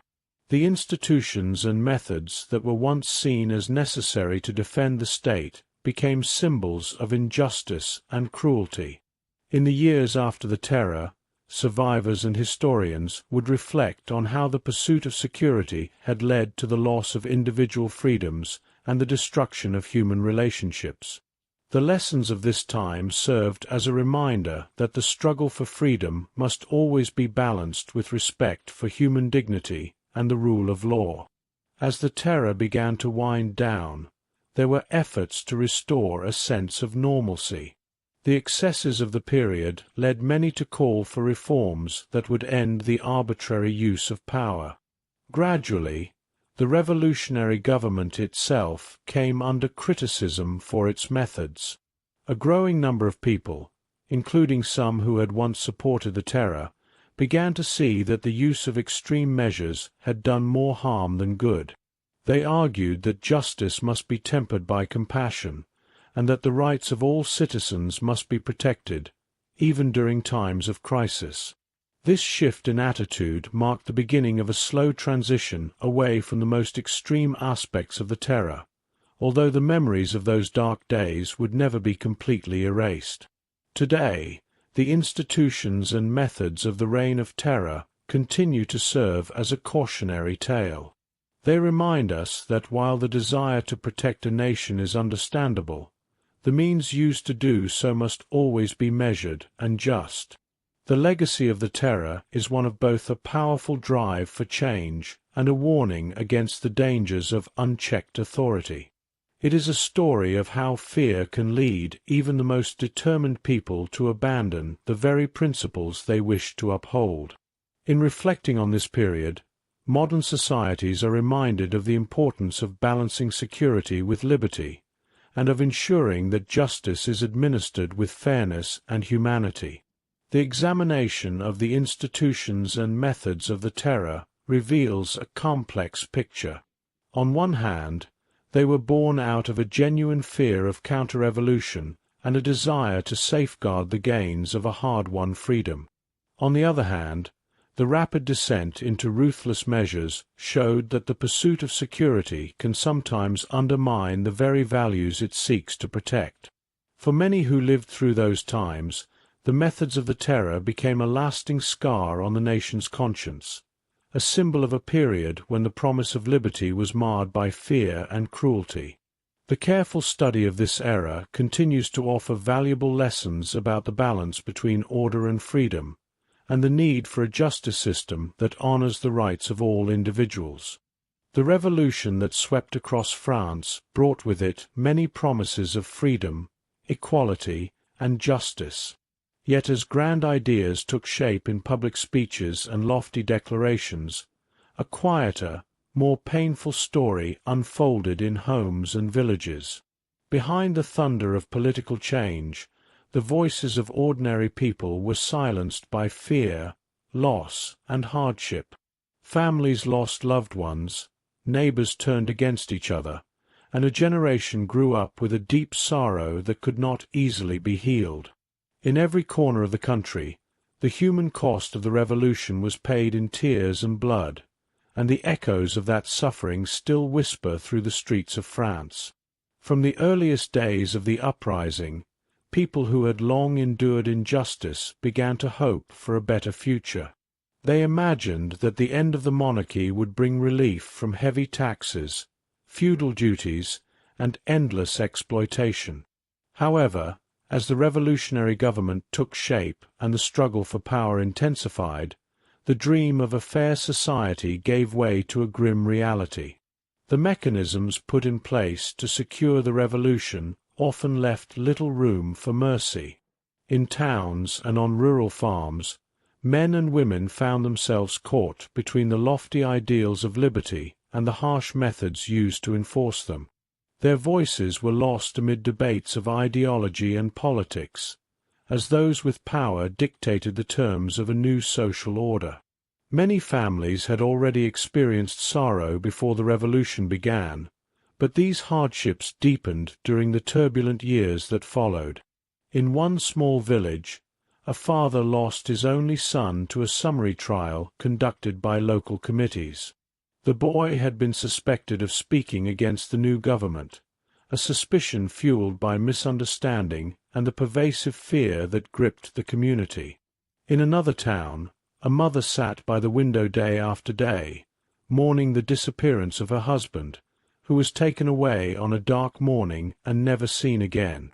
These personal tragedies were repeated across France, and while political leaders discussed the future of the Republic, countless individuals faced loss that could never be measured in laws or decrees. The impact on communities was equally profound. Neighbors who once shared meals and celebrations became suspicious of one another. The revolutionary government, in its attempt to root out counter-revolutionaries, encouraged citizens to report on their friends and even family members. This atmosphere of mistrust fractured long-standing bonds and left people isolated. In quiet village squares where voices once rang with laughter and song, now only hushed tones and fearful glances could be heard. People learned to guard their opinions, knowing that a careless word might be enough to mark them as enemies of the state. The spirit of solidarity that had once united communities began to wither under the constant pressure of suspicion and fear. As the years of terror wore on, the daily life of the common people was irrevocably changed. Work in the fields and workshops continued, but even these ordinary tasks were shadowed by the constant dread of arbitrary arrest. A tailor might mend a garment with trembling hands, afraid that a minor mistake in conversation could lead to his downfall. A farmer, who had long labored from sunrise to sunset, found that the harvest could no longer promise security, for each day held the possibility of loss, not just of produce, but of one's freedom or even life itself. Children grew up hearing whispered stories of neighbors taken away at night, and these tales shaped their understanding of a world where justice seemed to be a distant dream. The revolution's promise of a better future was undermined by the very measures that were taken to secure it. The creation of revolutionary tribunals and local committees meant that even those who had supported the cause could become targets when suspicions arose. Many who once cheered the idea of liberty found themselves trapped in a nightmare of endless trials and public executions. The guillotine, once a symbol of hope for a people determined to break free from tyranny, now represented the cruel end that awaited anyone who fell out of favor. Every time the blade fell, it served as a stark reminder that the cost of revolutionary change was measured in human lives. Each execution deepened the silence among the people, as the terror of loss became too great to voice. Amid this backdrop of despair, there were rare moments when brave souls dared to speak out. In hidden gatherings and secret meetings, a few tried to recall the original ideals of the revolution: liberty, equality, and fraternity, not as slogans, but as promises to be fulfilled for every citizen. These courageous voices, however, were quickly suppressed. The revolutionary authorities viewed any dissent as dangerous, and those who spoke too freely were often arrested without warning. Over time, the dissenting voices became so few and so muted that an entire generation grew up with the belief that silence was the only safe option. In classrooms, teachers were careful to avoid topics that might lead to controversy, and even private conversations were held with great caution. The vibrant public debate that had once fueled hope gradually faded into a state of resigned quiet. The human cost of the revolution was not only measured in the loss of life, but also in the deep emotional wounds that it inflicted. Parents lived with the constant ache of missing a child, siblings grieved for each other, and entire communities carried the burden of memories that were too painful to share openly. The revolutionary government, with its focus on ideological purity and security, paid little attention to the suffering of its people. Policies were enacted and decrees issued without a thought for the human heart, and in the relentless pursuit of a new order, the voices of the vulnerable were all but silenced. In this way, the revolution took from the people not only their lives, but also their ability to dream, to hope, and to speak freely about their suffering. As the intensity of the terror eventually began to subside, France was left with scars that would take generations to heal. The legacy of those dark years was etched into the collective memory of the nation.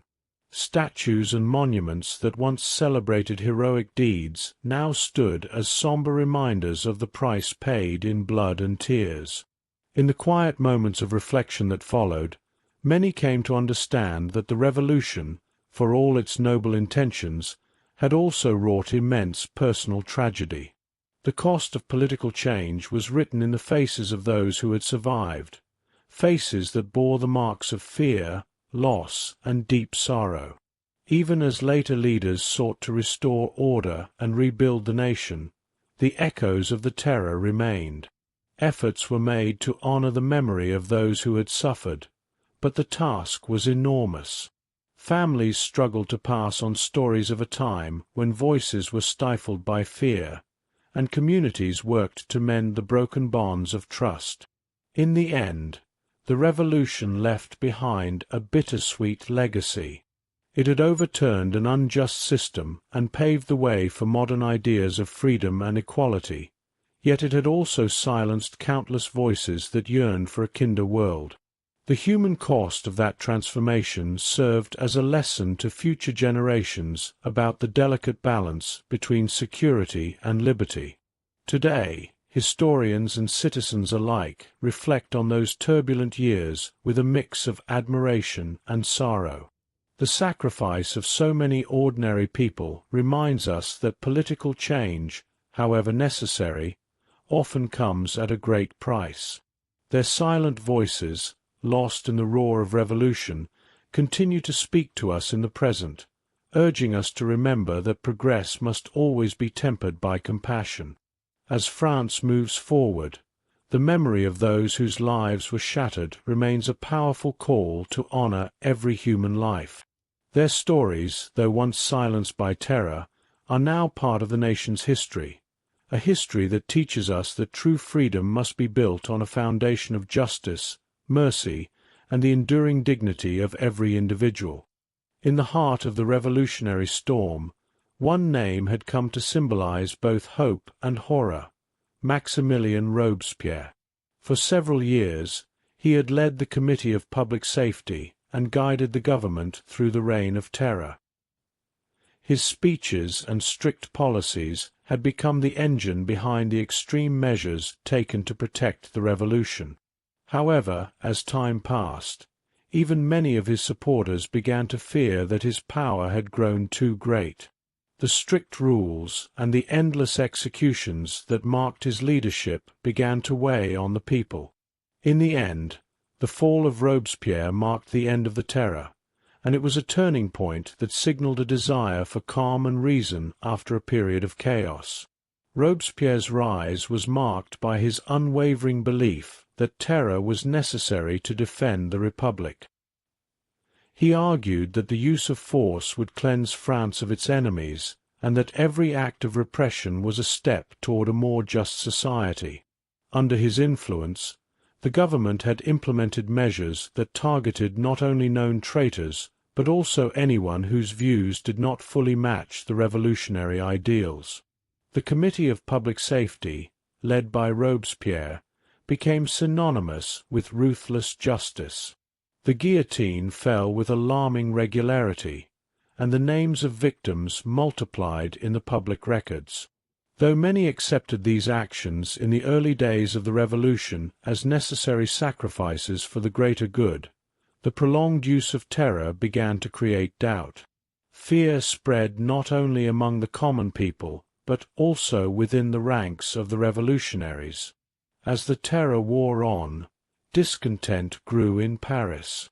Members of the National Convention, once united in purpose, started to argue that the extreme measures were harming the very revolution they sought to protect. Conversations took place in private salons and public meeting halls. Some deputies questioned whether the continuous executions were just, and whether the spirit of liberty was being destroyed in the process. They worried that the use of terror was leading the nation down a dangerous road, one where the government's power was unchecked and ordinary citizens were forced to live in a state of constant fear. Rumors began to circulate that even Robespierre might soon be overthrown if he did not change his ways.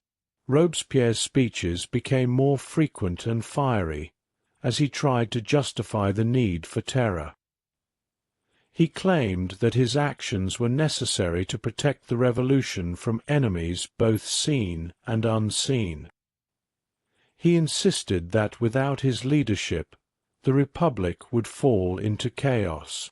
However, the more he defended his policies, the more his critics grew alarmed. They saw him as a man who had become intoxicated with power, whose ideas had turned from noble ideals into brutal practices. In the eyes of many, the balance had tipped too far. The fear that once united the nation under the promise of a better future was now driving people to seek change. The call for an end to the terror grew louder as citizens longed for a return to stability and reason. In early July 1794, the situation reached a critical point. A group of deputies and members of the National Convention, alarmed by the continuing violence and the possibility of their own persecution, began to secretly plot against Robespierre. They believed that if they could remove him from power, the extreme measures that had terrorized the nation might finally come to an end. In whispered conversations and hurried meetings, these men and women planned to arrest Robespierre and his closest allies. Their hope was that by ending his influence, they could restore order and begin the process of healing the wounds that the terror had inflicted on the nation.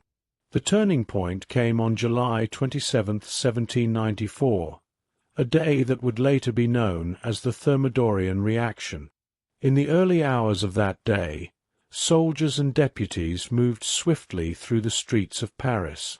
Robespierre, along with several of his supporters, was arrested without much resistance. The news spread quickly, and for many, it felt like a collective exhale after years of fear. The fall of Robespierre was a shock to those who had believed in the necessity of his strict rule, yet it was also a relief for countless citizens who had suffered under his policies. With his arrest, the symbol of unyielding terror was removed, and the revolutionary government began to shift its focus from extreme measures to efforts aimed at restoring normal life. In the days that followed, Robespierre was held in a temporary prison. His supporters, who had once spoken passionately in his name, now found themselves caught in a sudden reversal of fortune. The political climate changed rapidly. Many deputies who had supported his policies turned against him, arguing that the excesses of the terror needed to be curbed.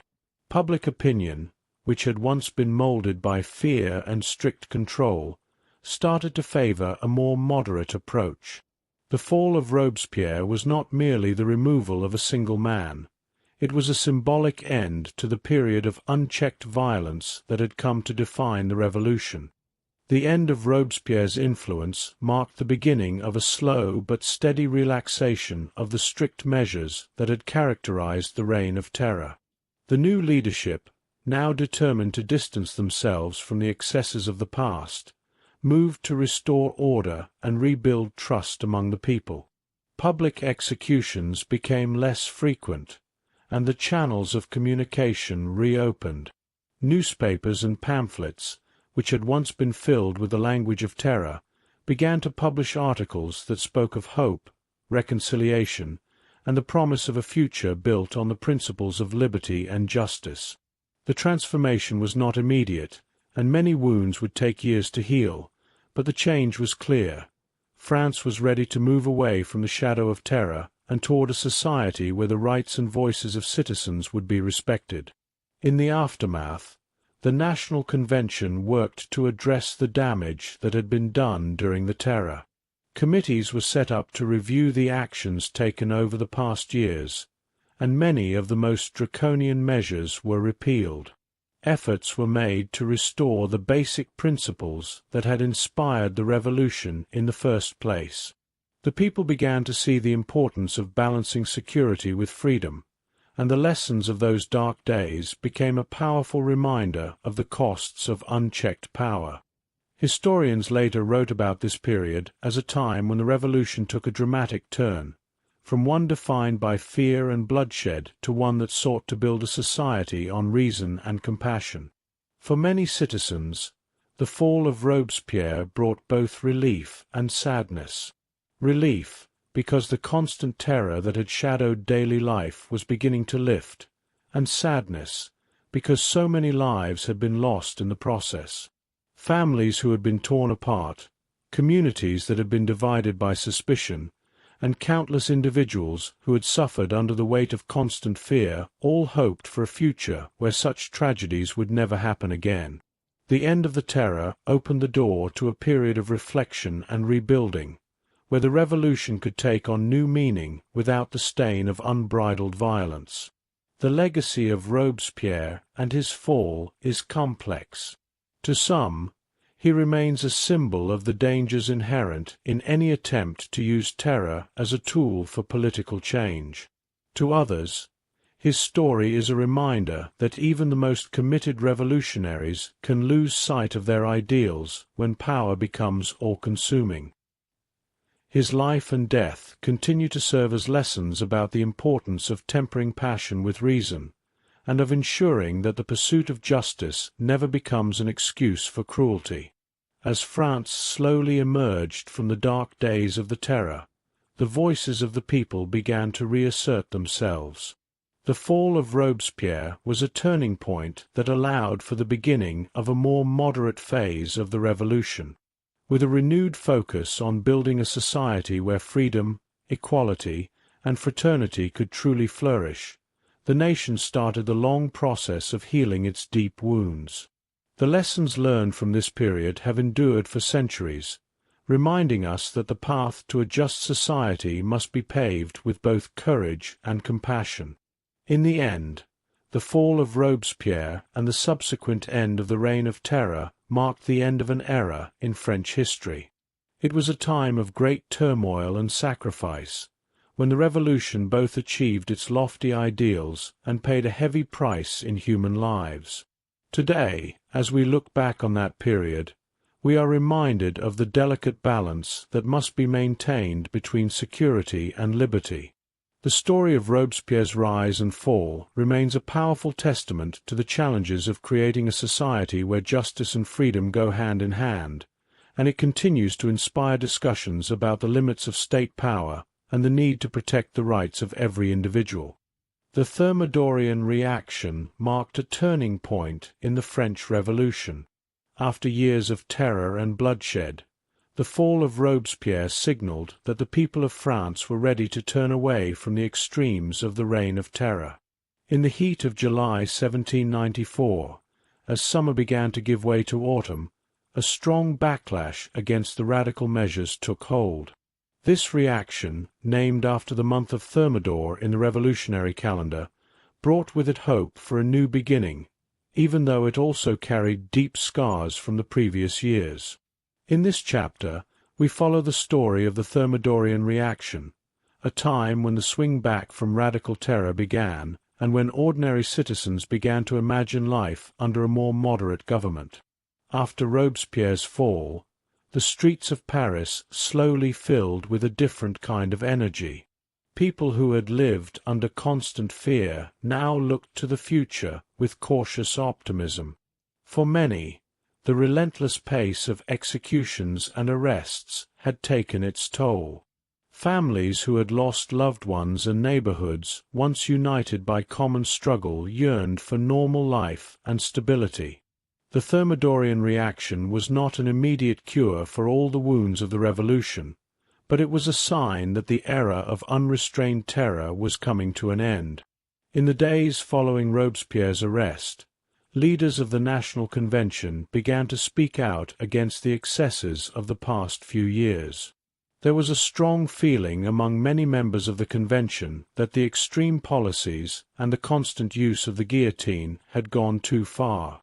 Debates grew in intensity as people argued for the end of mass executions and the return of justice tempered with reason. These debates were held in the grand meeting halls of the Convention and in smaller local gatherings where ordinary citizens discussed the events that had shaken their lives. The conversations were filled with a mix of relief and sorrow. While many were glad that the terror was ending, they could not forget the heavy price that had been paid. A major part of the Thermidorian reaction was the dismantling of the institutions that had enforced the terror. The committees that once wielded unchecked power were now questioned and, in some cases, abolished. The Committee of Public Safety, which had been the driving force behind the repressive policies, lost its authority. Its members were forced to answer for the abuses that had taken place. In local towns and villages, committees that had once monitored every word and action were disbanded, and local officials were given more responsibility to act fairly and with care. This shift was welcomed by many who had suffered under the constant surveillance and denunciations. People hoped that the new approach would restore trust among neighbors and rebuild the social fabric that had been torn apart by fear. In the political arena, the Thermidorian reaction brought about a change in tone. The radical speeches that once echoed through the streets gave way to more measured and thoughtful discussions about the future of France. Many of the more moderate members of the Convention emerged from the shadows. They called for a government that would balance the need for security with respect for individual rights.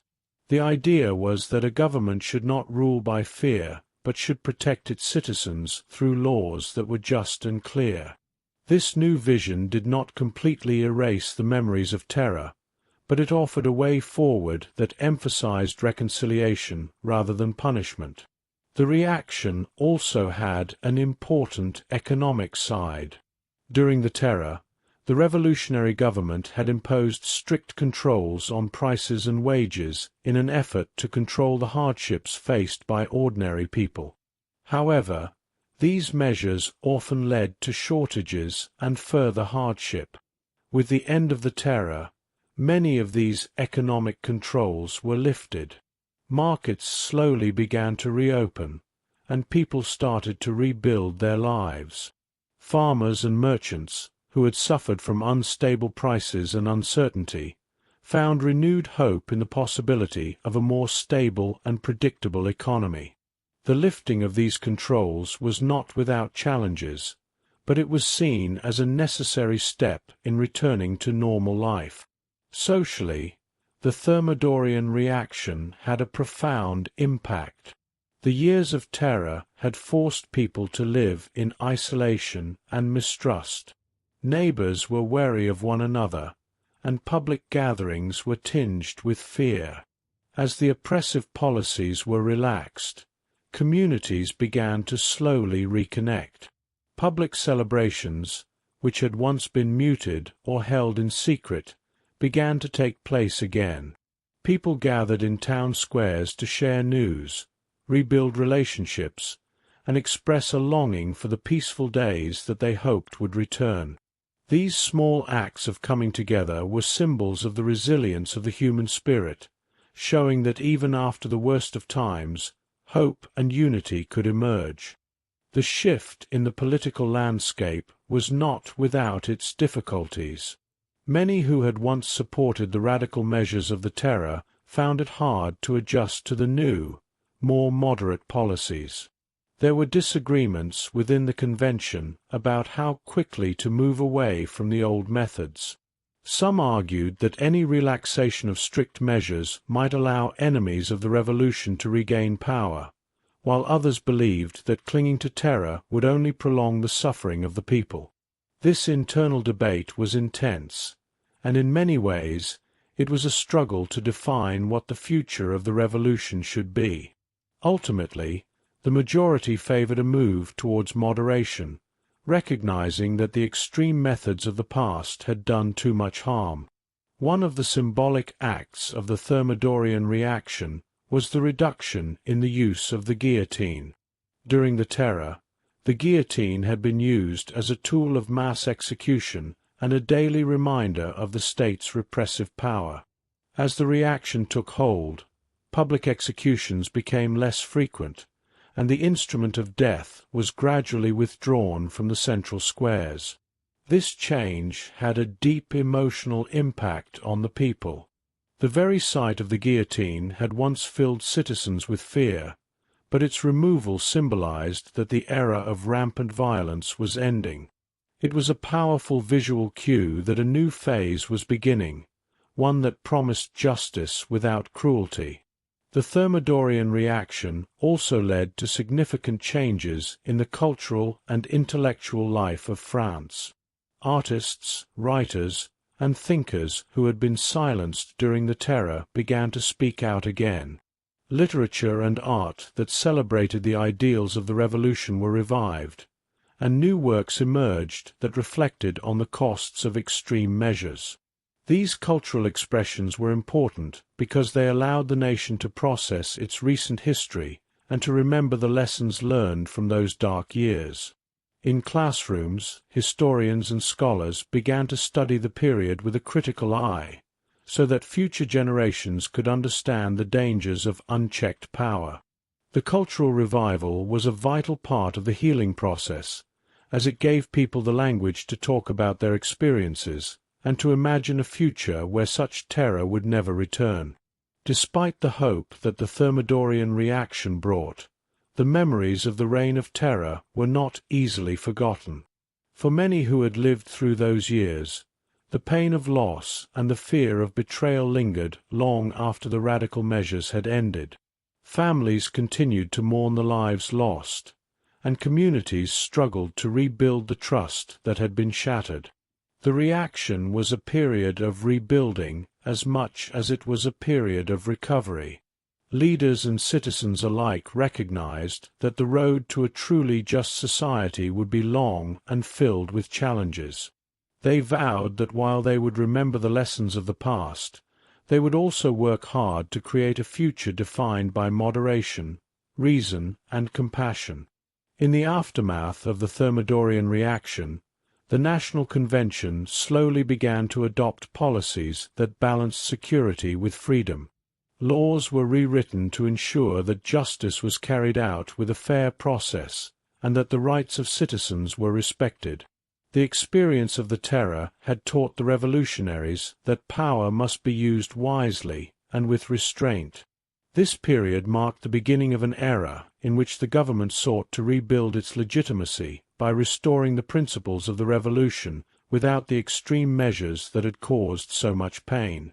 The Thermidorian reaction remains a significant chapter in French history because it highlights the dangers of extremism and the importance of moderation in government.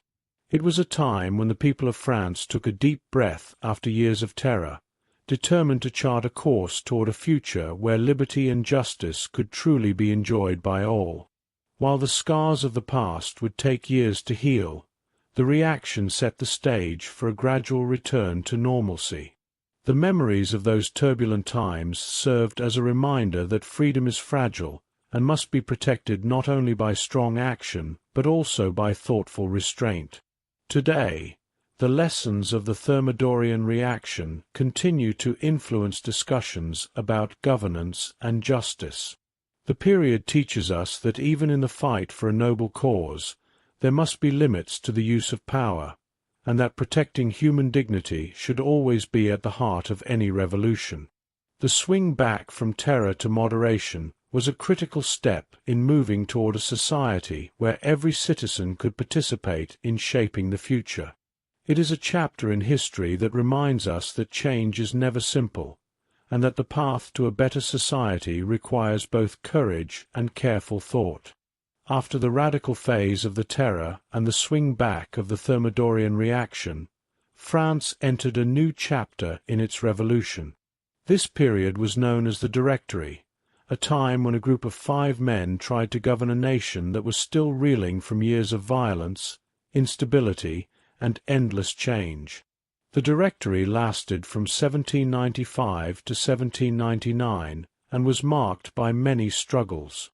It was a government built on hope for stability, yet it faced constant challenges from economic troubles, internal divisions, and ongoing wars.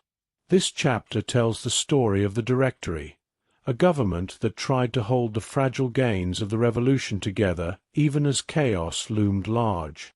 In the early days of the Directory, the people of France were weary from the years of terror and radical change. Many had hoped that the end of the Terror would bring peace and a return to normal life. Instead, the nation was left with deep scars and a weakened trust in government. The new constitution, created after the fall of Robespierre, gave birth to the Directory. This system was designed to replace the extreme measures of the past with a more balanced and moderate approach. However, the reality was far from ideal. The government was made up of 5 directors who were supposed to work together, but personal ambitions and political rivalries soon took over. Instead of a unified team, the Directory became a collection of leaders who struggled to agree on the best way to run the country. Economic problems were a constant worry during the Directory period. The nation had been left with enormous debt from years of war and overspending by the old regime. Trade was disrupted, and inflation made everyday life even harder for ordinary citizens. The Directory tried to introduce reforms to restore financial order and revive the economy, but their efforts were often thwarted by poor planning and corruption. Many people lost faith in the government's ability to manage the country's resources. The lack of steady leadership meant that measures to balance the budget and stabilize prices came and went without much lasting success. The external threats facing France added to the challenges of the Directory. Even as the nation tried to rebuild at home, wars continued on its borders. France was engaged in conflicts with several European powers who were determined to roll back the revolutionary gains. These wars drained resources and forced the government to divert attention away from domestic issues. Soldiers were called up, and battlefields stretched across the continent. The constant state of warfare meant that the Directory had to balance the need for defense with a pressing need to rebuild a fragile economy. For many citizens, the endless cycle of conflict was a reminder that the revolution was far from over, even if the most violent phase had ended. Political divisions were another source of instability. The Directory inherited a country deeply divided by years of intense political struggle. Factions that had once supported either the extreme measures of the Terror or the early hopes of the Republic continued to quarrel. The old debates between moderates and radicals did not vanish overnight. In fact, many members of the Directory were former revolutionaries who had very different ideas about how the nation should be rebuilt. Some wanted to keep strict control to prevent a return of the old regime, while others argued for more freedom and less government interference. This lack of consensus led to frequent changes in policy and a government that seemed more reactive than proactive. Corruption also took root during the Directory.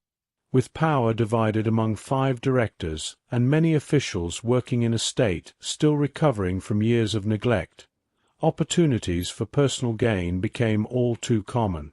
Bribery, favoritism, and the misuse of public funds were problems that undermined the government's efforts to restore order and confidence among the people. Many citizens felt that those in charge were more interested in enriching themselves than in serving the nation. This belief only deepened the sense of distrust that had grown during the revolutionary years. The people of France, who had once risen up against oppression, now found themselves disillusioned by leaders who seemed unable or unwilling to put the nation's needs first. Despite these challenges, the Directory did have some successes. There were moments when the government managed to introduce reforms that promised a better future. Laws were passed to encourage new industries, and steps were taken to modernize the administration of justice. In some regions, local governments began to function more effectively, and communities found ways to work together for common projects. These small victories, however, were often overshadowed by the larger problems that plagued the nation. The promise of a stable and just government remained elusive, and many citizens longed for the strong, decisive leadership that had seemed possible during the early days of the Revolution. The Directory also tried to revive the spirit of the Revolution by promoting education and the arts. New schools were opened, and there was an effort to spread the ideas of liberty and equality through literature and public lectures. These cultural initiatives were aimed at creating a more informed and engaged citizenry, one that could help support the fragile democratic experiment.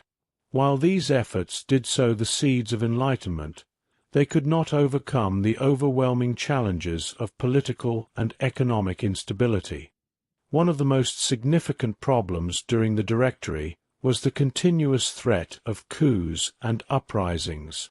The government was constantly on guard against both royalist conspiracies and radical revolutionary groups that felt the Directory was too weak.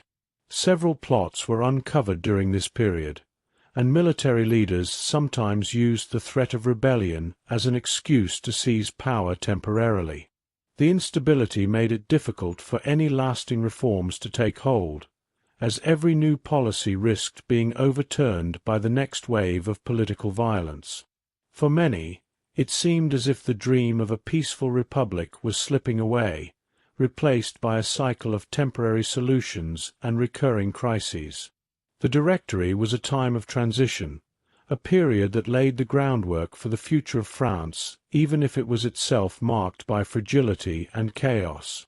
It showed that the Revolution, with all its ideals of freedom and equality, could not easily overcome the deep-seated problems inherited from centuries of monarchy and feudalism. The challenges faced by the Directory were many, and while it did not deliver all the promises that had once been shouted in the streets of Paris, it was a necessary phase in the long journey toward modern democracy. The lessons learned during this time would eventually lead to new forms of government and help shape the future of France. In the end, the Directory stands as a reminder that progress is not always linear. Even after the storm of terror had passed, the path to a stable and just society was filled with setbacks and disappointments. The government of the Directory struggled to live up to the high hopes of the revolutionaries who had dreamed of a nation governed by the people. Instead, it was a period marked by fragile governance, where every step forward was met with a challenge. Yet, despite its many flaws, the Directory played an important role in keeping the revolutionary spirit alive during a time of great uncertainty. Its existence, even if short-lived, helped pave the way for later governments that would work to build on the ideals of the Revolution while learning from the mistakes of the past. For the ordinary citizens of France, the Directory was a time of mixed feelings.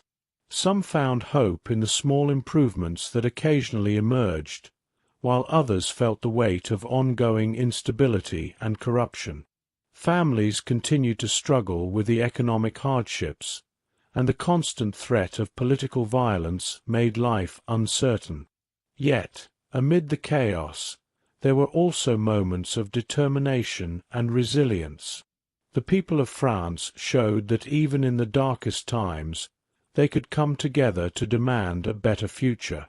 Their persistence, despite the many obstacles, was a sign that the dream of a republic was still alive, even if the road to achieving it was long and winding. In looking back on the Directory, historians see it as a period of trial and error, a time when the revolutionary ideals were put to the test against the harsh realities of governance. It was a chapter that revealed both the potential and the limits of a government born out of popular uprising. The Directory did not bring perfect order, but it was an essential step in the evolution of the modern French state. Its struggles with economic problems, internal divisions, and the constant threat of coups were lessons that would help shape the future. As France moved forward, the experiences of the Directory would inform the debates about how best to balance freedom with order, and how to create a government that truly served the needs of its people. Today, the legacy of the Directory is still remembered as a time when the promise of the Revolution was both tested and tempered by reality.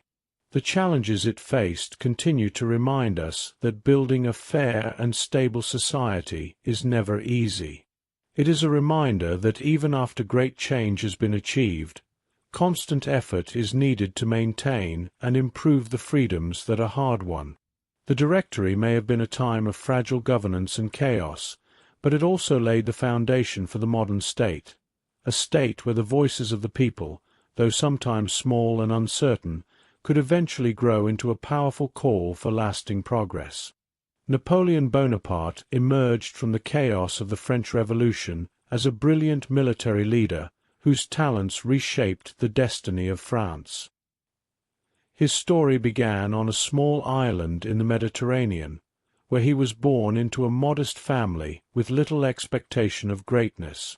Yet even as a young boy, Napoleon showed determination and a keen mind for strategy.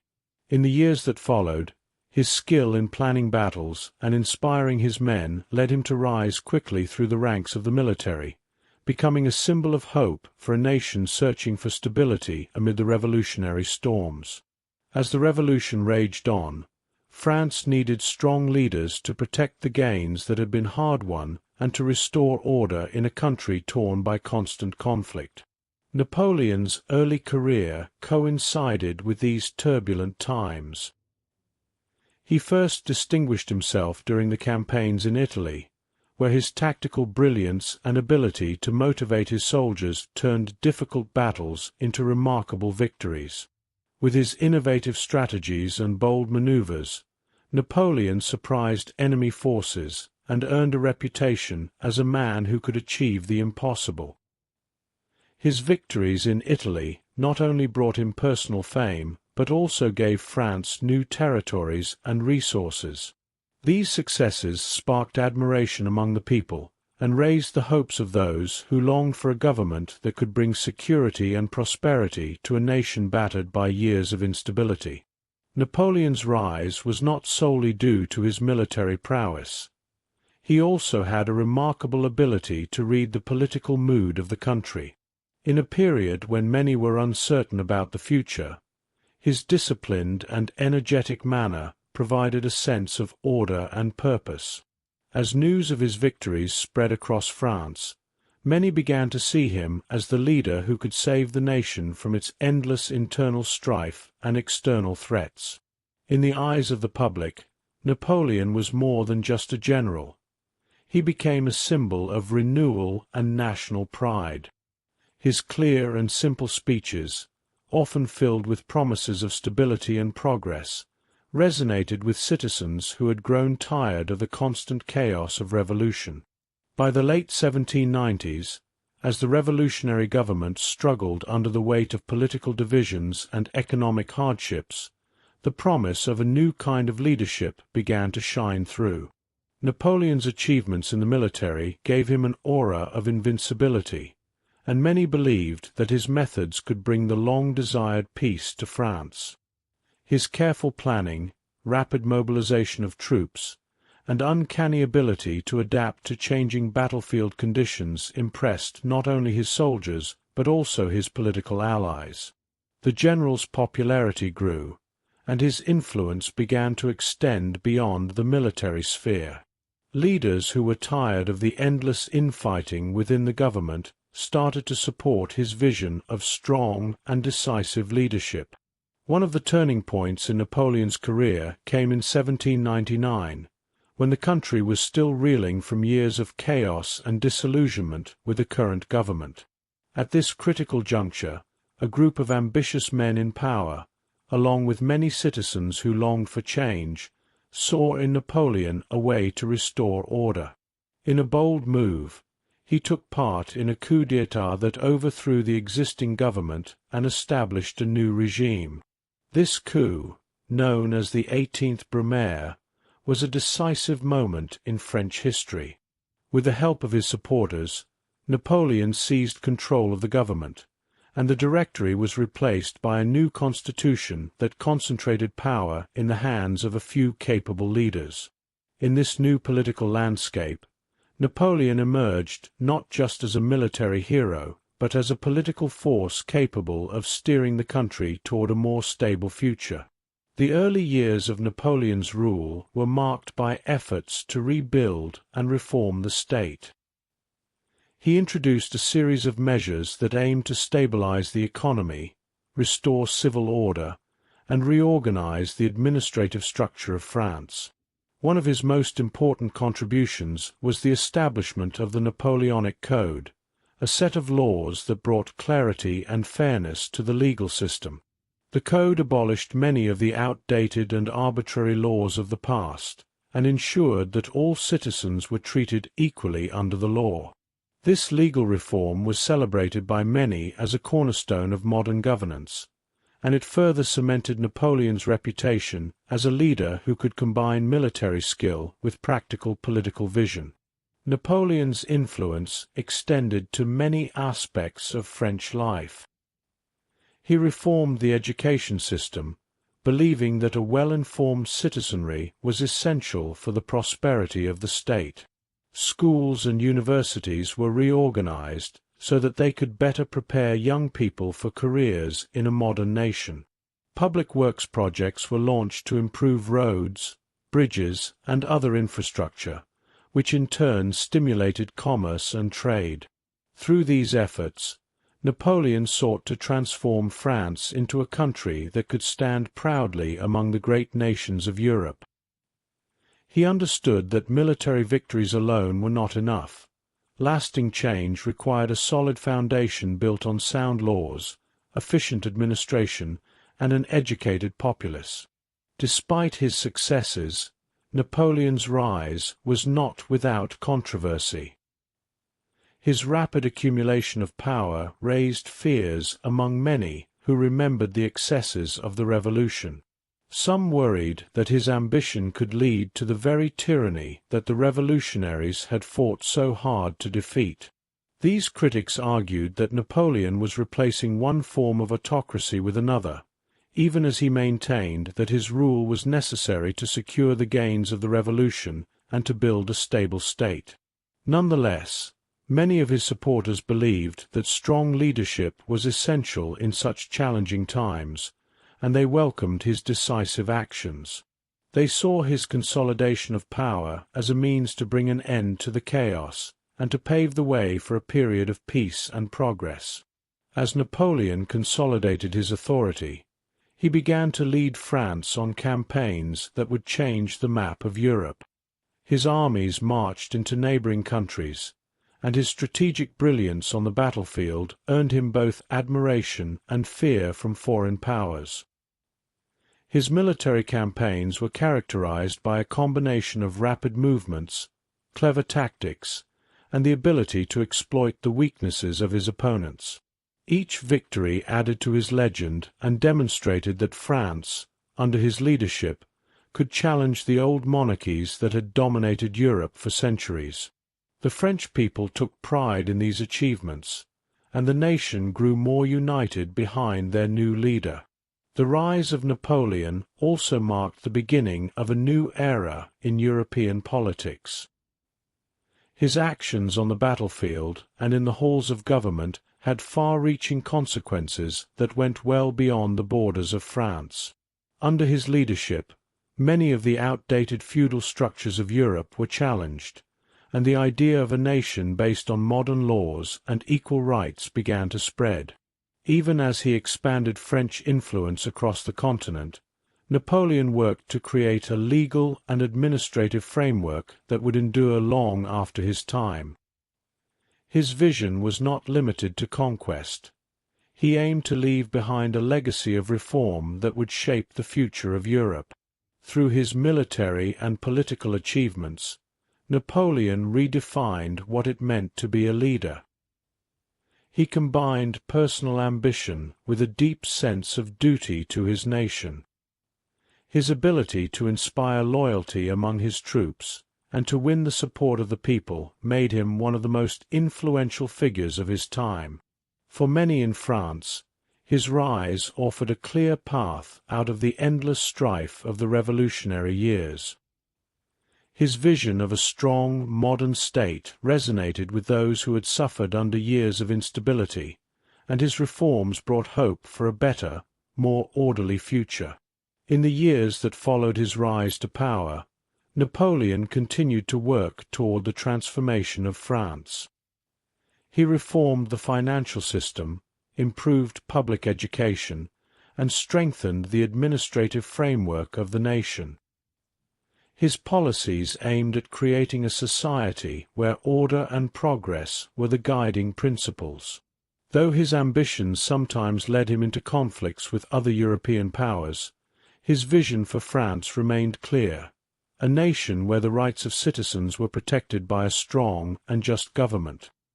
His legacy was built not only on military conquests, but also on the lasting changes he brought to the legal and social systems of the country. Today, the rise of Napoleon remains one of the most remarkable stories of the French Revolution. His journey from a young boy on a small island to a military genius and head of state is a testament to his talent, determination, and vision. For many, Napoleon's ascent represents the possibility that even in the most troubled times, strong leadership and innovative ideas can lead a nation toward greatness. His legacy continues to influence modern political thought and serves as a reminder that history is often shaped by individuals who dare to dream and act boldly. In the winter of 1799, as France struggled under the weight of political divisions and economic chaos, a dramatic event unfolded that would change the course of the nation. This event, known as the Coup of 18 Brumaire, marked the final act of the revolutionary period. With tensions high and the promise of stability slipping further away, a group of influential leaders decided that a strong hand was needed to end the chaos. It was on this day that the power of the revolutionary government was swept away, and a new chapter in French history began under the rule of Napoleon Bonaparte. In the months leading up to the coup, the country had grown increasingly frustrated with the fragile governance of the Directory. Political infighting, economic hardship, and the continuous threat of foreign wars had left the nation exhausted and uncertain. Many in the government and the military believed that the ideals of the revolution, though noble in intent, had become tangled in endless debates and impractical measures. Ordinary citizens, tired of instability and persistent hardship, began to whisper that a decisive change was needed, one that could restore order and bring much-needed progress to France. Napoleon Bonaparte, whose rise as a military leader had captured the admiration of the people, emerged as a beacon of hope in these troubled times. His victories on the battlefield had demonstrated not only his tactical brilliance, but also his ability to inspire loyalty and confidence. As news of his success spread, the idea that he might lead the nation away from chaos began to take root among key figures in the government. Many believed that only someone with his determination and vision could steer France toward a future free from the divisions that had plagued it for years. In early November 1799, as whispers of change swirled through the corridors of power, a group of prominent politicians and military leaders began to meet in secret. They were united by the common belief that the Directory had failed to provide the leadership that the country so desperately needed. Among them were men who had grown weary of the endless internal struggles and the inefficiencies of a government that seemed unable to act decisively. These conspirators saw in Napoleon not only a brilliant general, but also a potential statesman capable of uniting the country and restoring a measure of order and respect for the ideals of the Revolution. On the morning of November 9, 1799, according to the revolutionary calendar, the conspirators moved swiftly to seize power. In a series of coordinated actions, they persuaded military units to support a change in government. The streets of Paris became a stage for a dramatic political performance. Troops marched through key areas, and government buildings were quickly occupied by men loyal to the new plan. The atmosphere was tense yet resolute, as those involved in the coup believed that they were saving the nation from a slow descent into anarchy. Napoleon himself, who had been in Italy when these events began, returned to Paris with a mixture of caution and determination. His arrival was met with relief by many who had long hoped that his leadership would signal the end of years of strife. In the days that followed, he took on an increasingly prominent role in the reorganization of the government. With a calm authority that contrasted sharply with the disorder of recent years, Napoleon worked closely with the conspirators to establish a new system. This system would eventually come to be known as the Consulate, in which power was concentrated in the hands of a few capable leaders who promised to restore stability and foster progress. The coup was not without controversy or resistance. Some members of the old Directory, clinging to the remnants of the revolutionary ideals they had once championed, attempted to rally against the sudden change. However, the swift action of the conspirators and the broad support among the military quickly overwhelmed any such opposition. As the day wore on, it became clear that the old government had been effectively dissolved. The leaders of the coup moved to reorganize the administration and draft a new constitution that would reflect the desire for a strong, stable state. They argued that the endless debates and inefficiencies of the Directory had served their purpose, and that it was time to put the nation on a new path, one in which decisive action and clear leadership would prevail over the chaos of the past. Napoleon's role in the coup was crucial. His reputation as a military genius had already set him apart, and his return to Paris was seen as a turning point. In speeches delivered to assembled citizens and military officers alike, he spoke of the need to restore order and honor the achievements of the Revolution by creating a government that truly served the people. His words, delivered in simple language that resonated with both the educated elite and the common citizen, captured the hopes of a nation tired of endless turmoil. Napoleon promised reforms that would bring about stability, improve the economy, and safeguard the rights that had been fought for in earlier years of revolution. Many believed that under his guidance, France could finally move past the excesses of the Terror and the instability of the Directory to embrace a future defined by order and progress. As the new regime took shape, the conspirators quickly set about restructuring the institutions of government. They drafted a new constitution that concentrated executive power in the hands of a council led by Napoleon, while still maintaining elements of representative government. Although the change in power was rapid, the new system was designed to preserve many of the achievements of the Revolution, such as the legal reforms and the abolition of feudal privileges. The goal was to create a government that balanced strong leadership with respect for the hard-won rights of the citizens. Over the following months, the consulate began to enact measures aimed at stabilizing the economy, reforming the tax system, and rebuilding the administrative structure that had been neglected during the years of conflict. For many ordinary French people, The coup of 18 Brumaire was a moment of relief and cautious optimism. In the aftermath of years marked by bloodshed, endless political infighting, and economic hardship, the promise of a more stable government offered hope for a better future. Markets slowly began to recover, and public order was gradually restored as the new regime took hold. Yet, even as celebrations broke out in the streets, there were those who remembered the struggles of the past and wondered about the price of absolute power. The memory of the revolution's most turbulent years was not easily forgotten, and debates continued about whether the new government would truly embody the ideals of liberty and equality, or simply replace one form of tyranny with another. The coup of 18 Brumaire thus stands as a critical juncture in French history. It marked the end of a long and chaotic revolutionary era, and paved the way for the rise of Napoleon Bonaparte as the leader of France. In one bold stroke, the old order was swept away, and a new government was born, a government that promised to learn from the mistakes of the past and to build a future where stability and progress could flourish. The transition was dramatic and sometimes painful, as deep divisions and old resentments surfaced in the wake of change. Nonetheless, the coup was widely seen as a necessary step to save a nation on the brink of collapse. Today, historians look back on the coup of 18 Brumaire as a moment when the revolutionary spirit gave way to pragmatic leadership. It serves as a reminder that even in times of great upheaval, decisive action can create the conditions for renewal.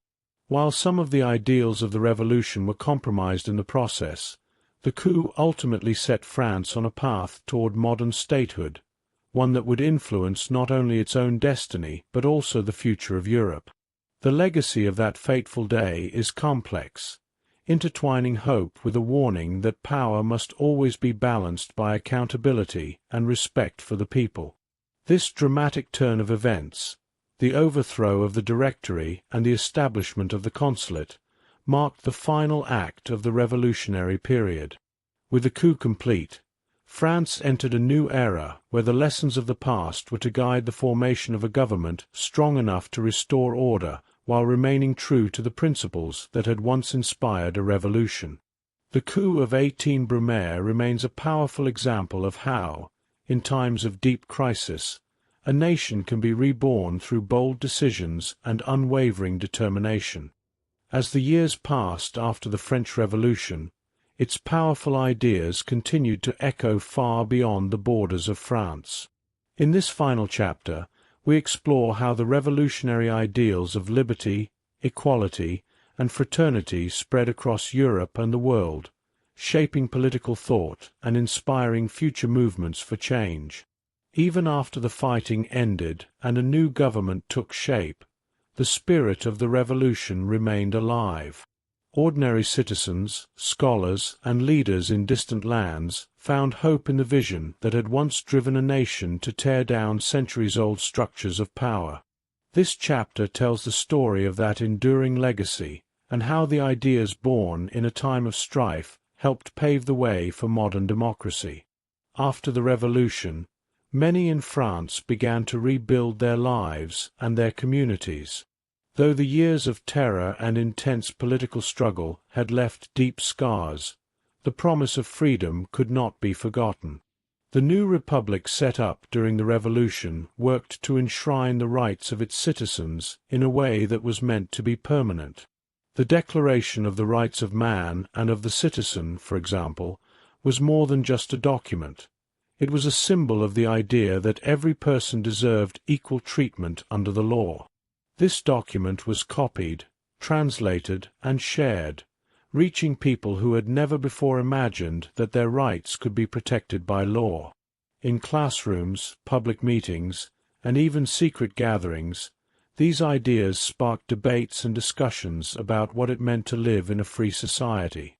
As news of these ideas spread, revolutionaries and reformers in other countries began to take notice.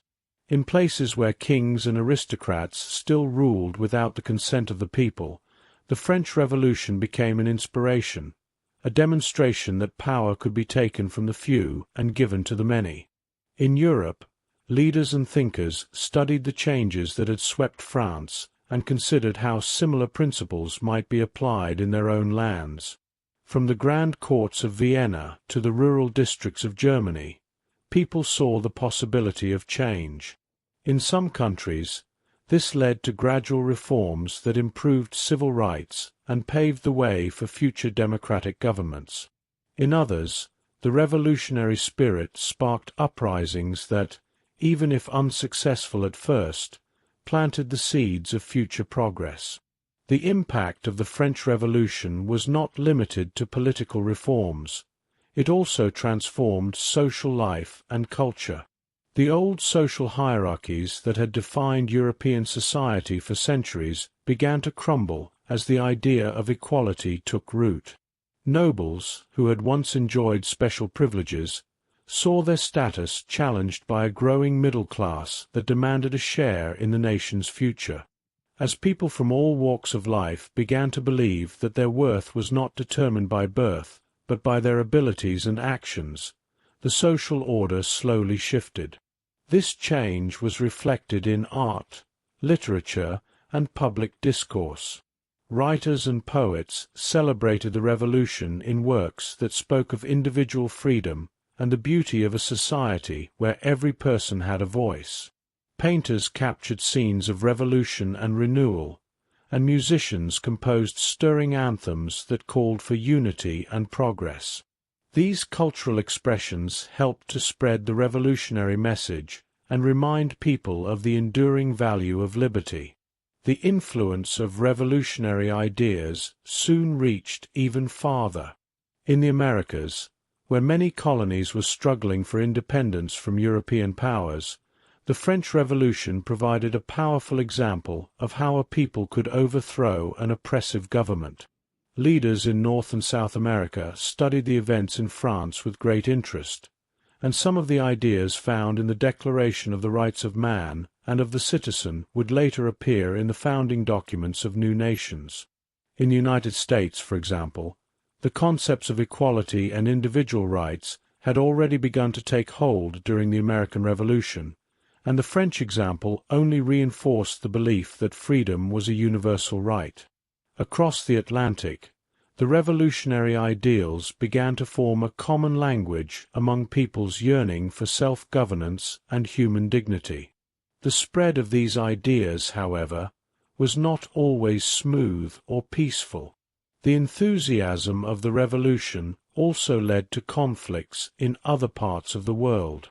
In some cases, conservative forces fought against the tide of change, clinging to old traditions and resisting the new ideals of equality and justice.